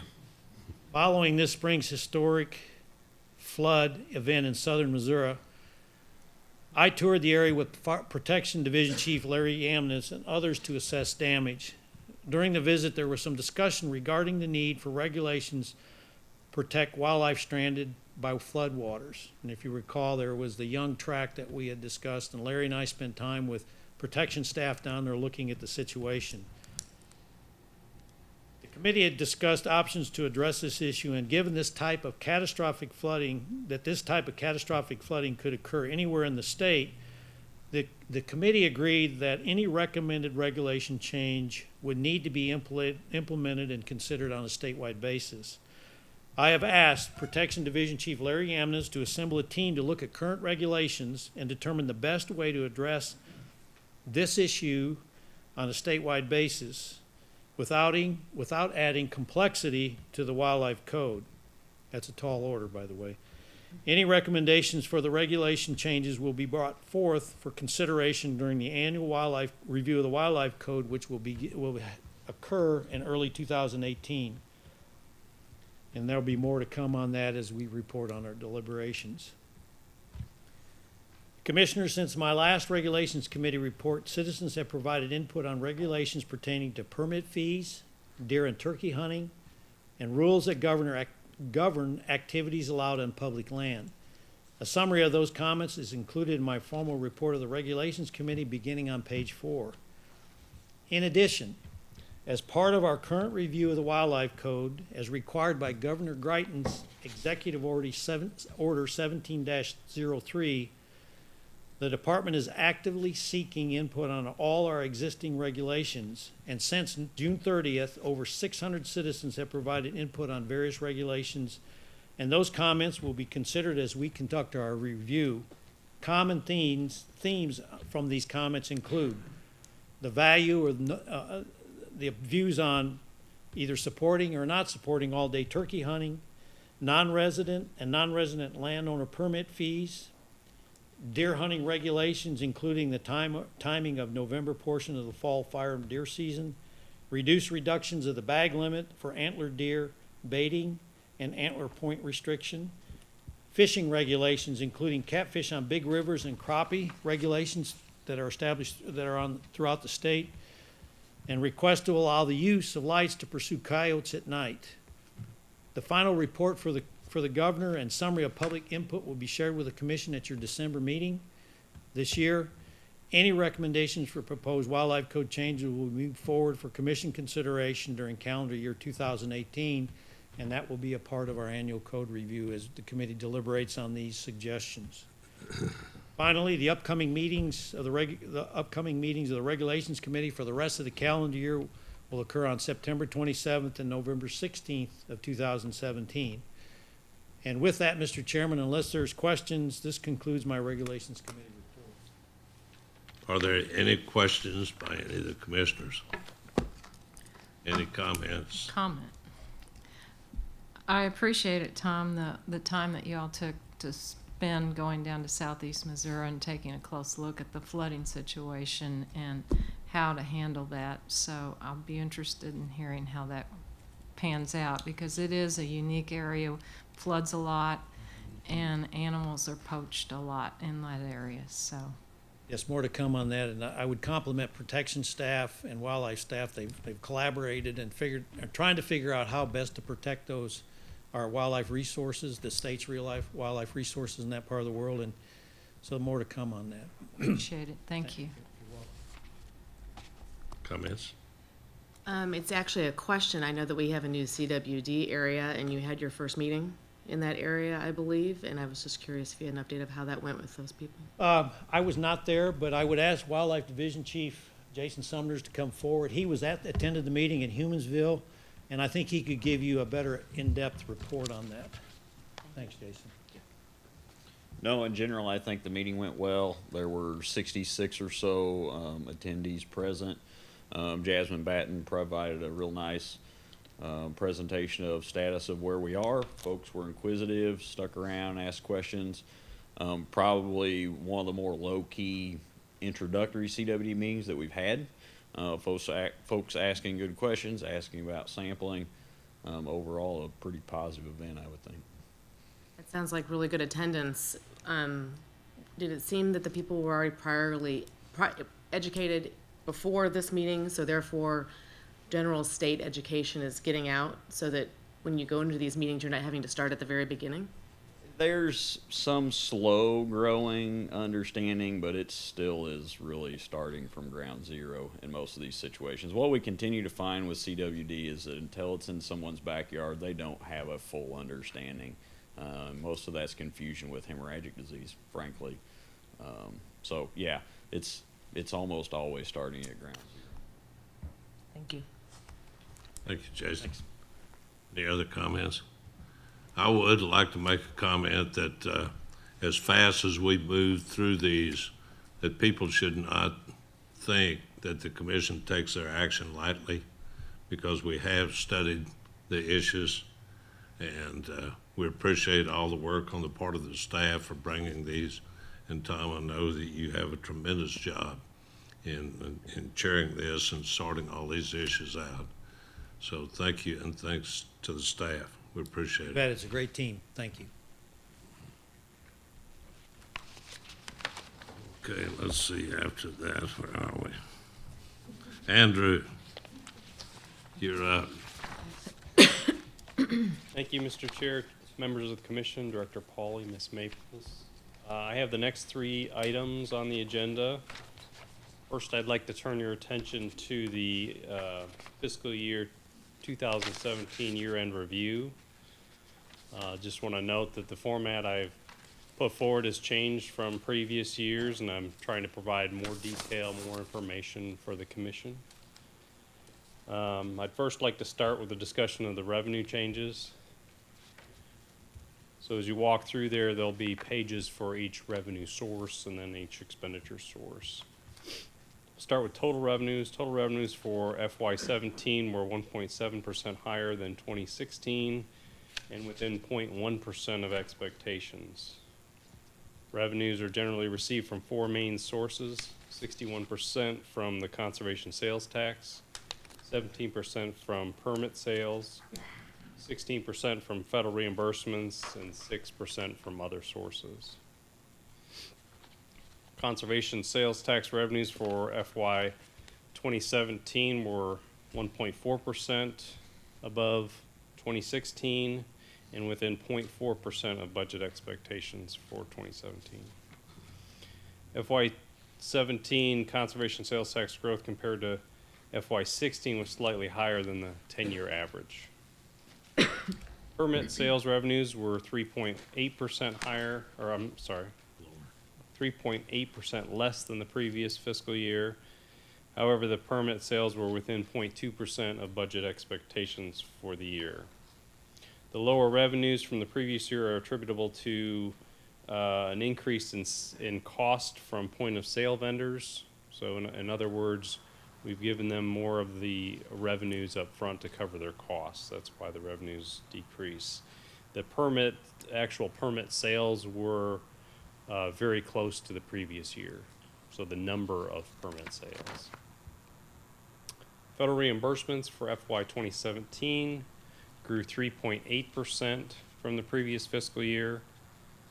Federal reimbursements were 1.8% below mid-year budget expectations for 2017, and the growth compared to 2016 was slightly lower than the 5-year average. Other revenues for FY 17 were 17.1% higher compared to the previous year. Other revenues were 9.2% above expectations for 2017. Other revenues include sales, rentals, interest, contractual services, donations, settlements, refunds. Other revenue increases, the revenue increases above our expectations were generally attributed to higher donations and reimbursements from SEMA and the National Fish and Wildlife Foundation. Next, we'll move to the expenditures for 2017. Total expenditures for FY17 increased 3.3% from the previous fiscal year and were 1% lower than budgeted.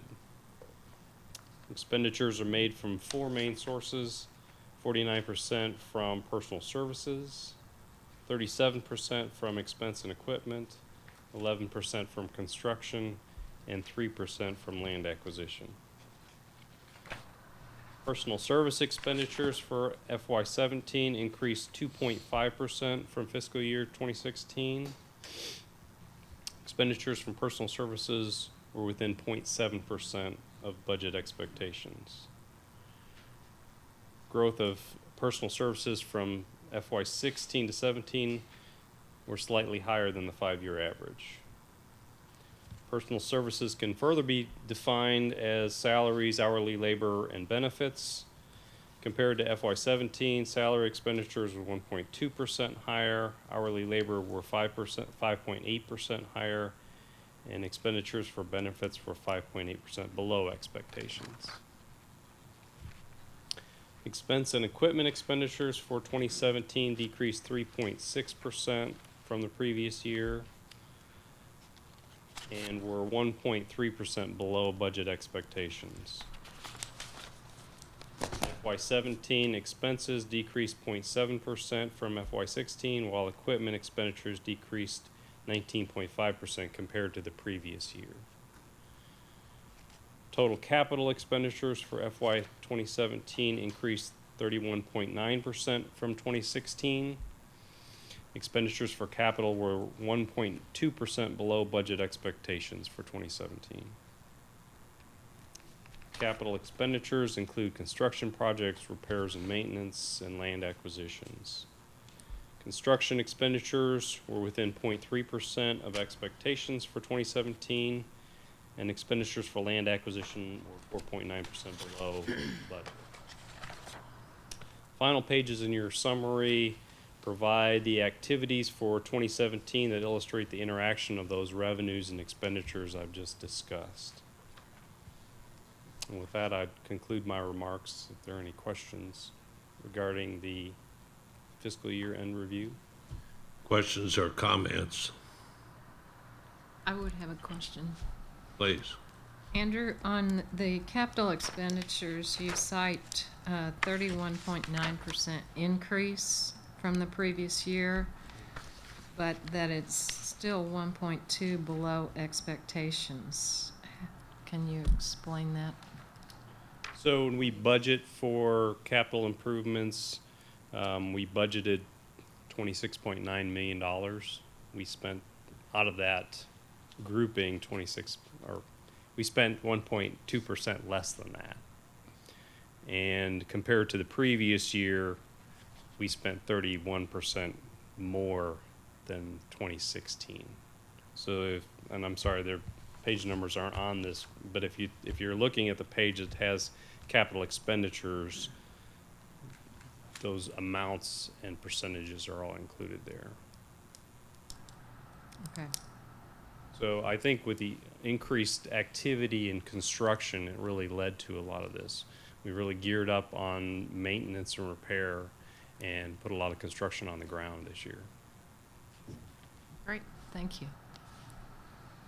David? I like the new format. Thank you. Commissioner Wood? Did you have any questions? No questions? No, thank you. I really like the way you've laid this out. Very clear, very concise. Great job. Big improvement. Next item. Next item is a budget timeline. The commission has stated in previous session the desire for additional detail on the executive budget. In the past, we've provided, as we will today, the next item, will provide a request for approval of the executive budget amounts. But in recent history, we haven't provided you much detail to that. We provide a lot of detail at the internal expenditure plan. This budget cycle change will try to flip that. So we'll try to provide you a lot more information on the executive budget, and as we go through the process, we'll refine that budget information into the internal expenditure plan, so you have a full, you can see the full scope of the budget process. The new budget cycle or budget cycle timeline can be found in your binders, and will take full effect in FY 2020 budget. So really that starts with February of next year as you look through that budget cycle. The FY 2019 budget will change with the incorporation of the strategic plan, aligning with the executive budget with the high-level goals of the strategic plan, and I think Director Pauly mentioned that in her opening remarks. We're going to move from our divisional budgets to 4 appropriations with the executive budget. So that's the changes for 2019. Start of the 2020 budget cycle will overlap the 2019 budget and require additional staff effort and additional patience from you as we go forward with that effort. Revenue estimates and expenditure thresholds will be identified in FY 2020 and February 2018 to start the budget process. Commission budget workshop will be scheduled in August, this time next year, to communicate the conservation budget for 2020 and become the basis for the submission of the expenditure or the executive budget in October 2018. The internal expenditure plan will be initiated based on that expenditure or executive budget that we present. A review of the 2020 internal expenditure plan will be provided to the Commission in April of 2019 as a refinement of that budget workshop from August of 2018. The Commission will be asked to approve the 2020 internal expenditure plan in May of 2019 for implementation July of 2019. The Commission will have the ability to review this process monthly with our monthly financial statements as we move forward. And with that, I'd be happy to answer any questions regarding that. Questions or timeline. comments? Commissioner Wood? Andrew, I recognize this is a landscape change in the timing of some of these, and it requires incredible changes that aren't obvious to those of us who just see snapshots, but I really appreciate the effort, and this looks like a plan that might actually work, so good luck. Let's hope so. Mr. Bradford? Andrew, we spent a lot of time talking on the budget, and I appreciate your efforts to fine tune it and give us the information that makes us better aware so we can make more informed decisions. And that's vitally important because of the dollars that we oversee. So appreciate all the detail and look forward to more. Thank you, Andrew. Thank you, Commissioners.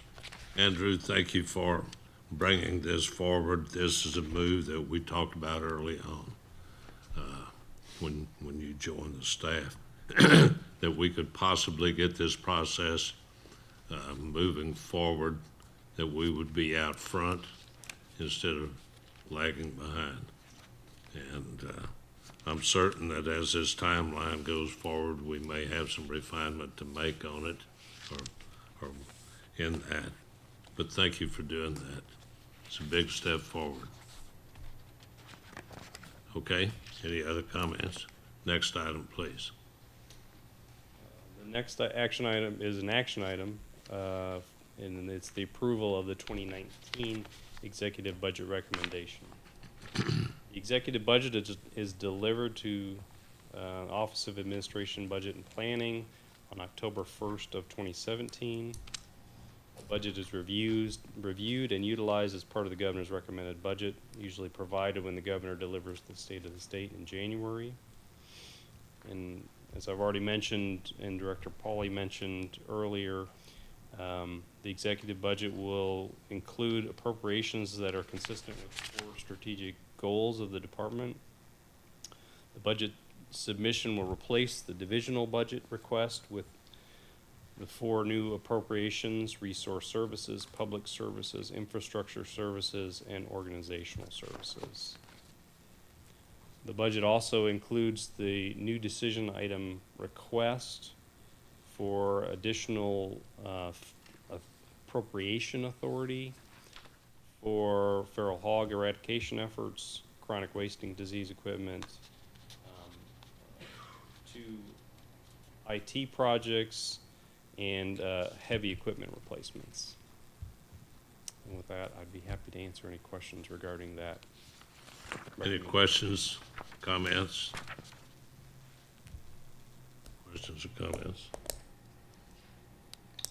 Motion to approve. This is part of the process that's required, and that's what Andrew's trying to get out in front of, so we're able to make better decisions at the time of this presentation. This does require commission action. Could I have a motion to accept his recommendation on this? You have a motion to accept. Motion made, second, please. Motion made and seconded. Any discussion? Hearing none, all those in favor say aye. Aye. Opposed likewise, motion carries. Andrew, thank you. Well done. Jacob, I think you're up, sir.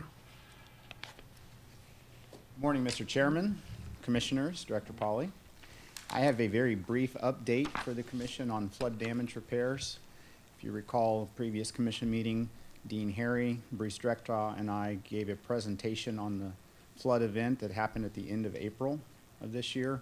And so now I'm just going to very briefly give you some highlights of the repair activities that are going on. So I'll give you a brief overview of the storm again and the damages that we incurred, share with you some highlights of the assessments that we did, give you a better idea of what the major repairs are that we're looking at, and to help you understand the next steps in the process. So if you will recall from a previous presentation that this was a record flood event, and in fact at 14 different locations across the state there were high water records set. And some river gauges in southern Missouri measured crests that had topped previous records that were standing for over 100 years. And if you recall from the previous presentation, in the West Plains area, they received over a foot of rain in some localities. It was quite a significant and historic event. So after we had some time to go and understand what exactly was happening on the landscape, we identified 184 sites that had sustained flood damage to infrastructure. The federal disaster declaration was issued on June 2nd. To date, The department has expended over $400,000 in materials for those infrastructure repairs. There have been over 18,000 labor hours expended to date on all aspects of this flood event. So everything from emergency response all the way to infrastructure repairs. And those labor costs have exceeded $560,000 to date. So after the emergency response period was over and we were going into recovery mode, we sent a team of engineers and architects out with field staff to assess the more heavily damaged areas. And you can see here just an excerpt from one of those assessment reports where the engineers went through a very detailed analysis, working with local staff to identify what the damages were, and then work through what the potential repair options could be. So after we completed those assessments of the 30 sites, we identified that there are 23 sites that need more involved, more comprehensive work. Some of that work may be like stream bank stabilization, like you see here, where the boat ramp is okay, but if we don't address the bank just upstream, then we will incur more damage on the boat ramp in the next flood event. There were some locations where we identified that relocating the infrastructure to a safer location was the recommended course of action. Here you see the parking lot at this particular location is being proposed to be moved up out of the floodway. And then there's several locations where we have boat ramp repairs. The portion of the ramp that is actually in the waterway was damaged, and so we need to go back in there and pour the hard surface concrete so that users can have a safe experience. So the next steps, after we did the assessments, administration carefully thoroughly reviewed all those assessments and what the various recommendations were, the various options were, and then administration, and as you see in this memo, gave the direction on which items should proceed. And then we were given the direction to work locally to prioritize the repairs in each region, to start stepping through the damage, repairing the damages, and then completing the repairs. So where we're at now is we're working through all those repairs. Some of them are in process right now. Some of them will take a little more time to work through.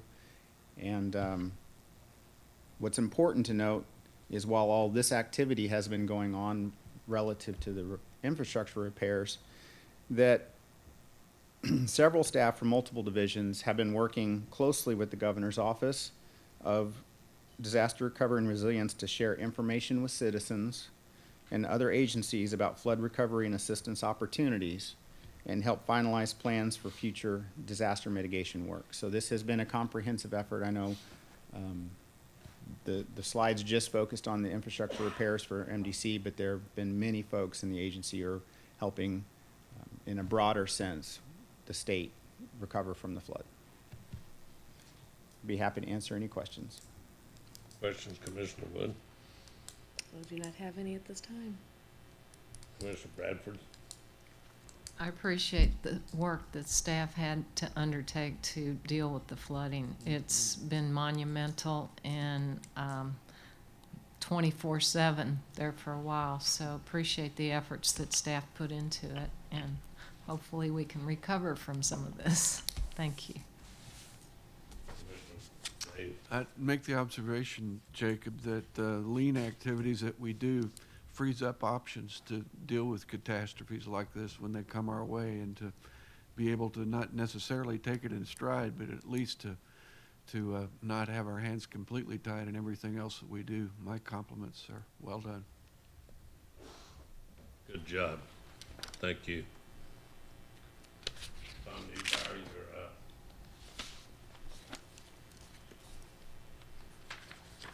Morning, Commissioners, Director Polly, Ms. Maples. I have the next 3 items on your agenda this morning.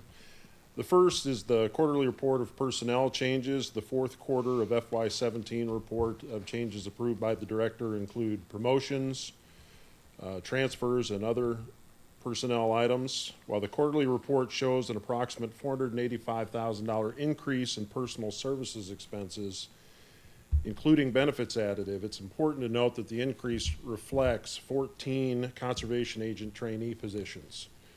These trainee positions will be vacated when the trainees complete their 6-month training here this fall, and those folks will be assigned to their counties to replace agents who retired, resigned, or were promoted to different positions in the department. Be happy to answer any questions you may have regarding the report. Any questions, comments? Continue, please. Thank you, sir. The next item is a recommendation for 3 personnel reclassifications. The proposed education outreach coordinator and outreach and education will streamline coordination of the Discover Nature Schools program and flatten their organizational structure. The proposed conservation educator position would be located at the Rolla office and assume education consultant and outdoor skills specialist duties for the 6 surrounding counties, and fill a gap location at the fringe of 5 department regions. The federal aid specialist reclassification will provide additional productivity for the federal aid unit needed to meet additional workload resulting from proposed new rules governing federal assistance programs. If approved, the personal services expenditures would increase by approximately $16,000 annually, including benefits expense. Fellow commissioners, this is an action item. Do I have a motion? Yes, sir, I'll make that motion, and I'd also like to offer the compliment to the division administrators for the flexibility that this expresses in moving positions around to address specific needs. Second to the motion. Agree and second. Is there discussion? Hearing no discussion, I would call for the motion to be voted on. All those in favor say aye. Aye. Aye. Opposed likewise. You may continue. Thank you, Next Mr. item is an action item as well. Yes, sir. And some good news on the personal services front. The primary responsibility of the Conservation Employees Benefits Plan Board of Trustees is to offer a viable benefit plan which meets member expectations, allows the department to remain competitive in recruitment and retention efforts, and maintains financial sustainability. The board regularly monitors the plan's income and expenses and ensures the plan is meeting its financial goals. The fund balance remains sound at $9.1 million at the end of the second quarter of 2017. While the balance is down approximately 4% compared to the first 2 quarters of 2016, we are well above the minimum recommended balance of $5.3 million, which equates to 3 months of claims experience. Medical claims have remained consistent with an approximate 2% increase in cost compared to the first 2 quarters of 2016, and prescription costs have increased by approximately 9%. The increase in prescription costs has been primarily due to increased specialty medication utilization, but the cost has been partially offset by deeper rebates from our pharmacy benefits manager, Express Scripts. The 27% increase in reinsurance fees noted on the report is due to a final payment of 2016 premiums being paid in the first quarter of 2017, so really just a payment timing issue. Reinsurance premiums for the plan in 2017 increased by approximately 4.7%.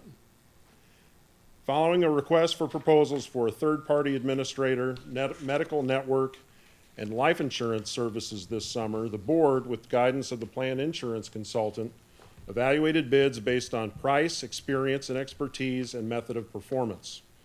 As a result of the bid process, the board selected HealthScope Benefits as the third-party administrator, Anthem Blue Cross Blue Shields for network services, and the Hartford for life insurance and AD&D services.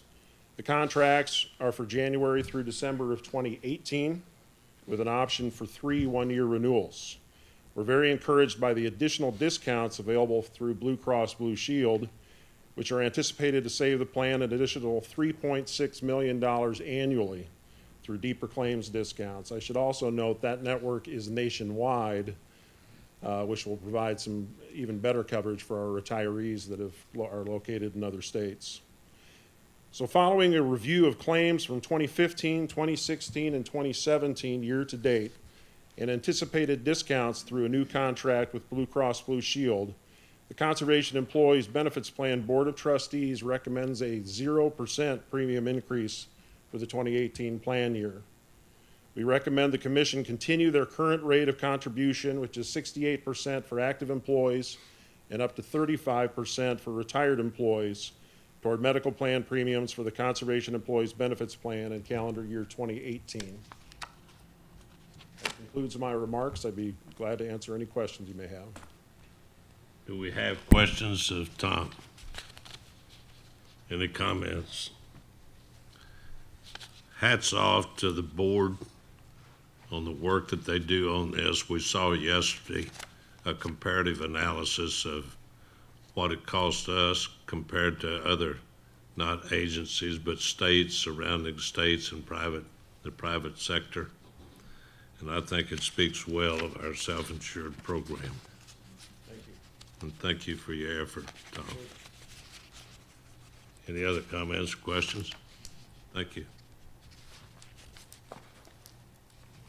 I guess we do need a motion on We that. need a motion, yes. You have a motion to approve. Okay, have a motion, is there a second? Thank I'll you, I will Commissioner second. Wood. We've had so many motions today. Understand. I'm caught up in the motion. I just enjoyed watching him sweat a little bit. 0%, Mr. Chair. Motion made, seconded, any discussion? Hearing none, call a vote. All in favor say aye. Aye. Opposed likewise. Thank you, Tom. Thank you. Thank you for just standing there. I'm sure you wondered what was coming up Pleasure of next. the chair. Aaron, you are up, sir. Good morning, Mr. Chairman, Commissioners. I wanted to provide a brief legislative update. As you all are aware, House Bill 19 did not pass this year. That is a capital improvement bill. That was a $63 million bill that included $30 million for the Department of Conservation. Fortunately, we were able to get a reappropriation through House Bill 17 of about $21 million. Unfortunately, that is not near enough for what we had planned on the construction front and with partners in this upcoming year. The disappointing fact is the department has the funds. We have the revenues to get these projects on the ground. The General Assembly just didn't appropriate the money for us to do the work. You do have a hand carry of the list of the projects that we would propose to move forward with, as well as those projects that we're going to delay implementation on, projects that include canceling bid openings, delaying design, delaying repairs and other construction projects on our major wetlands, our hatcheries, our conservation areas, and then some of the flood damage as well. We're also going to have to cancel the CART program for this fiscal year. The CART program is a partnership between the department and Missouri counties, where we provide cost share for gravel and other material to maintain those county roads leading to our conservation areas. And as you know, we have sent a letter to county officials to make them aware of this unfortunate case of us having to delay the program. Fortunately, the past 2 years, we have ramped up this program, allocating over $2 million in cost share to counties, which we've had about 80 to 100 counties participating in the program each year. This year, we had actually budgeted $1.2 million for the program, but of course, that's on hold because of House Bill 19. Because of the letter, Someone sneezed. Gesundheit. Bless you. Because of the letter we sent to counties the past week, we have been getting a lot of phone calls from county commissioners on how this happened, why it happened. We've also had a lot of phone calls from members of the General Assembly about what can be done. Sarah and I have met with the governor's office as well as House and Senate leadership. We've had discussions about a potential special session. That doesn't seem very likely. We've also talked about a supplemental. Supplemental might be helpful, but it's really not going to give Jacob's team very much time to put those construction projects out there on the ground as far as doing the contracting, designing, and then actually implementing the construction project. The next big step we have right now is it's not really an action item, but just to have that updated list for you to take a look at. We will keep you updated on the phone calls and conversations that we have with members of the General Assembly. I do expect we'll have a House appropriations hearing on this. Our chairman, Representative Craig Redmond, has said he would like to find a solution to this problem. I think we've worked very hard trying to find a solution, and at this time, it doesn't seem very promising for us because, again, the unfortunate thing, the money's there. It's just that we can't spend it right now. But if you have any questions about the list of projects, we'll be happy to answer any questions. This is not an action item, just really an update on where we're at with the proposed FY18 construction expenditure plan. With this list of projects, it seems to me that we had previously approved these in our current expenditure plan, but I think that we looked at adding 4 more to that. We did add those, based on your input yesterday, looking at that list, we did add those 4 projects to the plan project list for this Yes. coming year. Did we need a motion in open? No, we don't need a Okay, motion. Fine, thank you. They were there for discussion. And this is really a shame because they impact on counties that are stressed out anyway, and in a lot of places where they had flood damage and they're trying to get roads repaired. It's a shame that the General Assembly did not see fit to grant the department the authority to spend its own funds that have been contributed by all of the people in the state of Missouri. But maybe that this impact will open their eyes to say, we need to do a better job. Mr. Chairman, if I might add, talking with legislators, several have asked, well, can you take this out of your operating budget, House Bill 6? And the answer is no. They've tinkered with our budget enough to where we have no flexibility to move things around. The past 4 years, we've made requests for new decision items and have really received very little. So there is no flexibility for us to implement this CART program if we wanted to through our operational budget. Yes. I wanted to say that because you needed to stress that point, Aaron. I will definitely do that at the hearing here in a couple of weeks. I know you will. Any comments? Yes, please. Aaron, excellent report and well stated. It's a real shame because we try to be good partners with our communities and through all these important projects that you stated. And it's really disheartening that our hands are tied because this is dedicated money that was not appropriated, and the money was dedicated to go to projects like this. So it's a real shame.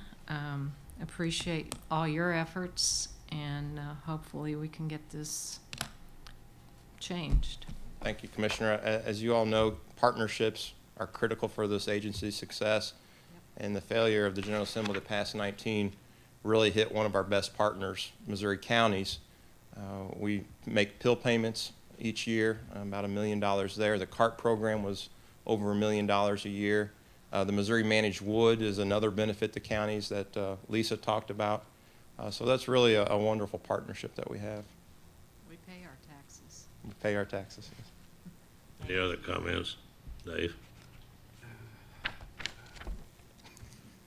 I struggle eternally with the notion that term limits have positioned us to where we have to relearn some of the lessons of the past, of the importance of good governance. And when we talk about the way our Constitution's set up, where appropriation is required for all agencies, including this one, it's a good thing, and I support that. We just have a little bit of a bump in the road to overcome here because not just our agency, although most of the money was ours in 19, but other agencies were impacted by this as well. Thank you for speaking up and being a leader in getting a solution to this. Thank you. Commissioner Wood? Comment? It's disheartening. That's all I have to say.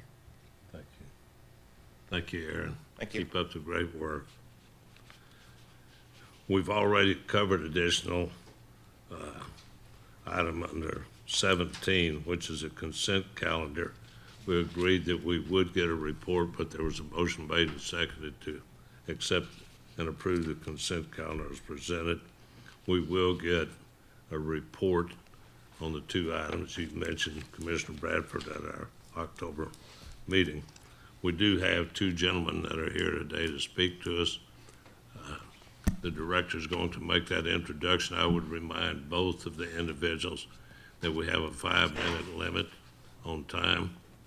And in addition to that, we take no questions and we ask no questions.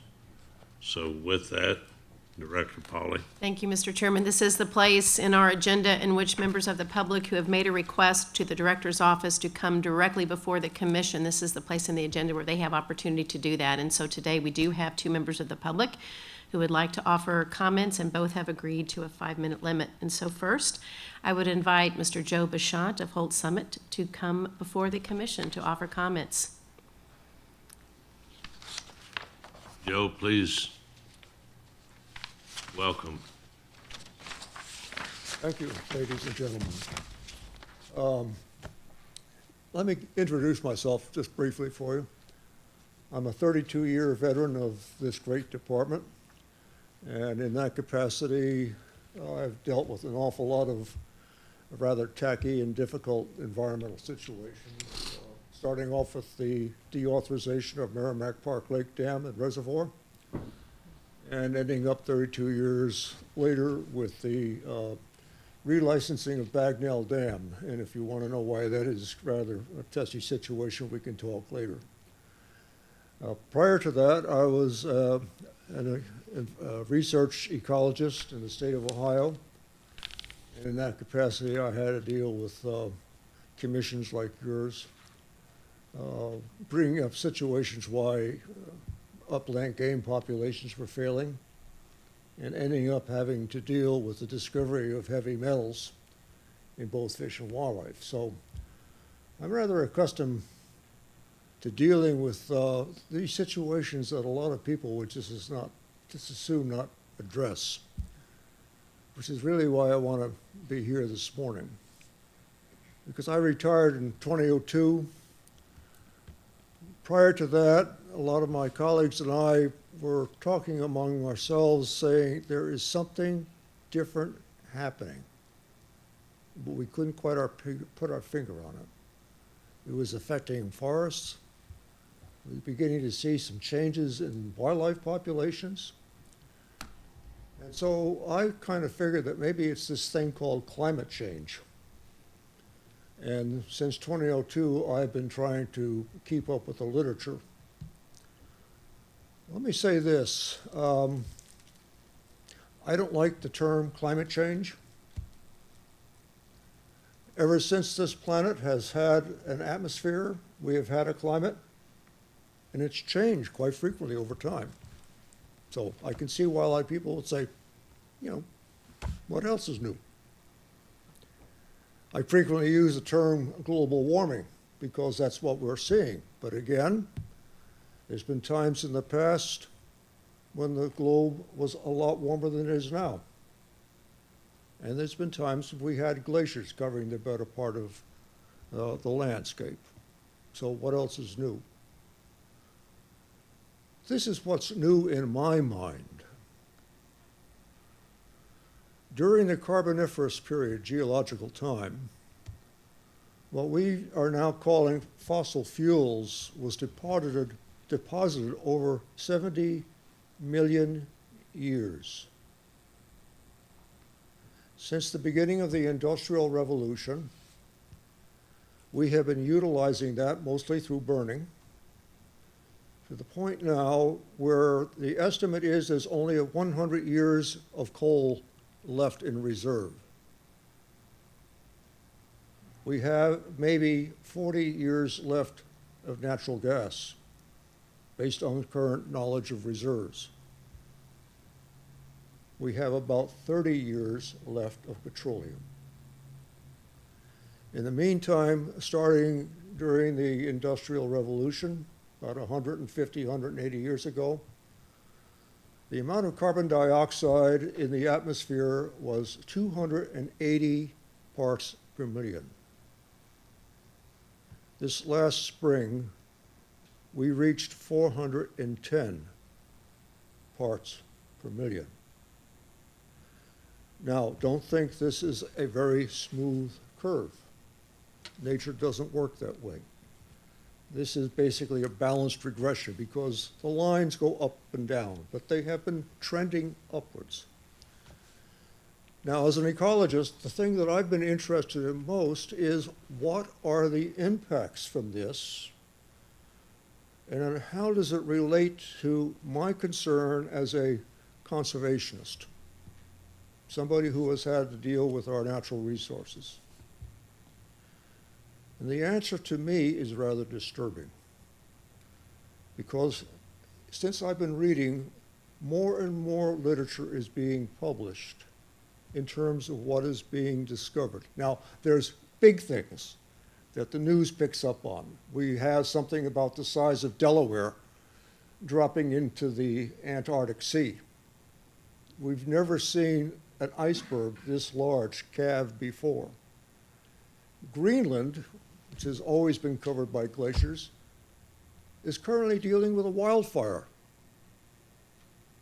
In Siberia, methane is exploding to the point where there are great big sinkholes, if you want to call them that, establishing. Some of them pretty large and profound.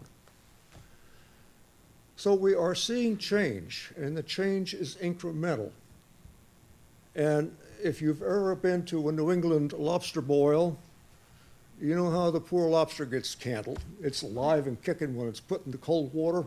You put the heat to it, and the next thing you know, the lobster is just kind of, eventually he gets cooked. Right now, I look at human populations and I say, we're lobsters. Now, you know, the jury is out on this. I read some literature that is really scary. And then I read accounts where we are starting to innovate in terms of getting rid of our fossil fuels. And there's a big political argument over that now, quo quo. But for example, I just came back from California, visiting my son's family out there. He has solar panels on his roof, and they just recently brought a Toyota electric hybrid. Goes about 80 miles on electricity, and they charge it from their roof. So this is a trend that we're beginning to see. And I can go on, the positive and the negative. But here is my conclusion that I want to bring to you. I feel, from my best professional estimate, that we may have, at best, 10 years to begin to address mitigation that will salvage at least enough natural resources for this commission to live up to its constitutional mandate. The longer we delay, the more questionable it's going to become. Now, I'm not going to bring any sort of recommendation to you. If I was working still under Sarah, we may or may not bring a recommendation at this point in time. And as a citizen, I don't have the right to do that. But as a concerned scientist, I think that I do have the right to make a suggestion to you at this point in time. And that recommendation is, I'm sorry, that suggestion is that through your director and the directorate, look into the quid pro quo of having a series of lectures, workshops from experts in the field so that you can come up to speed intellectually. If I were sitting in your chair and all of a sudden I was hit cold with some of the things that you're going to have to confront, it would be a most confusing, difficult situation. How would you make your decision? Based on what? There's an awful lot of very technical stuff that you could offload, and I don't necessarily suggest you go that far. But do you know how greenhouse gases operate? Do you know where they're coming from? Do you know how they're sequestered? That is, put back in place naturally. Do you know what their hang time is? Do you know that carbon dioxide might be around for 1,000 years, etc.? These are the little factoids that I think you need to know going forward. And going forward in the near term, you are going to have to do. So with that, I am just going to leave it at that particular point and just simply make the suggestion that as a citizen, a concerned scientist, I am willing to work with you and the director pro bono anytime you feel that I might be able to help. I know there are an awful lot of good citizens and professors that would probably stand behind me and say, we're here to help also. So don't feel like we're throwing you out there into cold water like a lobster. One last thing. My wife keeps asking me this. Why, at your advanced age, are you doing this? My answer is simple. I am a great-grandfather. I have two precious young children that I would hope that someday down the road they can have my fly rod with a good trout on the other end. And if that happens, I could look down and nod. Maybe I did something. Thank you. Thank you, Joe. We appreciate your time and appreciate you If there are coming. any questions, well, I'd be more than happy to address. Thank you for being here. All right, Mr. Chair, members of the commission, our last speaker is Mr. Chris Kosmeyer with Missouri Hunters for Fair Chase. Welcome, Chris. I think you said your talk was 5 hours, 5 minutes and 27 seconds. The only thing standing between you and lunch is me, so That's we'll right. try to condense it a little bit. First of all, good morning, Mr. Chairman, Commissioners, and Director, and I thank you for this opportunity. I am Chris Kosmeyer, President of Missouri Hunters for Fair Chase. Before I begin my comments, I wanted to pass along the congratulations of our board to Nicole Wood. We look forward to your contributions as the newest commissioner. You are aware of our initiative petition, the Native Missouri Wildlife Conservation Amendment. By this petition, we intend to give Missouri voters the chance to limit current threats of chronic wasting disease and to ensure that the commission has the tools necessary to protect the wild resource from threats posed by confined big game. It does this in several ways. First, it makes it clear that the Conservation Commission has primary regulatory authority over all confined big game in Missouri, just as it does with free-ranging game. It also includes a prohibition against transporting deer and other big game to or from captive holding facilities within the state. Such transport is a key known risk factor for the spread of CWD. It includes exceptions for zoos, bona fide research, and a few other purposes, but we feel that it is critical to settle once and for all the question of whether private individuals may continue to threaten wild deer through such a risky practice. The language specifies that shooting big game inside high fences is not hunting. We think this is self-evident since the essence of hunting, the principle of fair chase, cannot exist where game is not free to escape and evade pursuit. It also establishes that confining or raising big game species is not farming. Together, these elements protect commission authority over confined big game from inevitable interference from current or potential right to farm or right to hunt language. We understand that it is not the commission's place to advocate for our ballot initiative, which would in effect be telling Missouri voters how to vote. However, we hope that the commission will consider the following thoughts when deciding what role to play between now and the general election of 2018. Consider, for example, that the taxpayer funds the commission has been forced to spend to defend its authority. We know the case currently under appeal costs $750,000 to litigate. The appellate costs are in addition to that and are still unknown.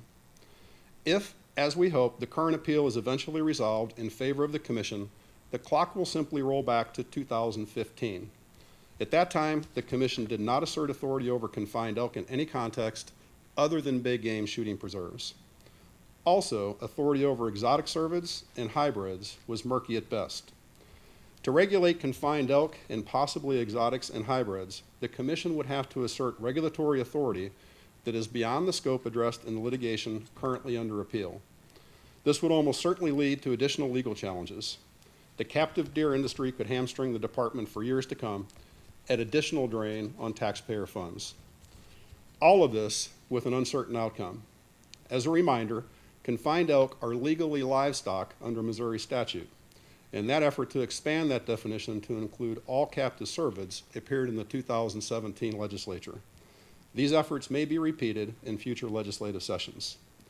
Passage of our petition would preclude lawsuits and take precedence over statutes, allowing the commission to address the spread of CWD and get back to spending money on conservation instead of lawyers, all starting on November 7th, 2018. Please also consider the enormous resources the commission has been forced to pour into CWD management. $2 million last year alone, with a great deal of staff time diverted from other conservation matters. The transportation of confined cervids clearly appears to be what caused CWD to come to Missouri. Such transport continues today in the form of imports, exports, and intrastate transfers between facilities. Every single live cervid on a trailer poses risk to the public resource. CWD management efforts so far have been remarkably effective in Missouri. The quality advice you've received from staff, the decisiveness with which you have acted on it, the excellence with which the department has executed your decisions, and taxpayer funds have all made it possible. But as other states have learned, the window of opportunity for effective CDA management is not permanent. Wisconsin went from their first case in 2002 to a 40% prevalence rate in adult bucks within their core area in just 14 years. So what can the commission do? Speak openly and factually when asked how the Native Missouri Wildlife Conservation Amendment will impact the risk of new outbreaks of CWD and whether it would clarify authority to regulate all confined big game. Missourians look to the Department for conservation leadership. It has earned their trust and respect, which they offer in measures rarely seen by any government entity. Return the compliment by showing faith in the wisdom of the people to do what is right. Significant potential support at this critical juncture of the effort has been stalled by those who mistake commission neutrality for a vote of no confidence. Bottom line, it's time. It's time to end putting big game on trailers and moving them around. It's time to end illegal wrangling. It's time to give Missouri voters the chance to be heard. It's time to let them send a message to legislators and other policymakers that even though they sometimes forget our conservation heritage, Missouri voters have not. It's time to ensure that the commission has unchallenged authority over all big game in Missouri, no matter what side of the fence that it's on. And it's time for this commission to help the public understand what Native Missouri wildlife conservation can do to steer us towards the best possible future for wildlife. Thank you. Thank you for being here and taking the time to make a presentation. We appreciate it. Thank you. Are there any other items to come before the commission? Excuse me. Mr. Chair, one more item under other matters of interest. Yeah. Lisa, you want to come forward, please?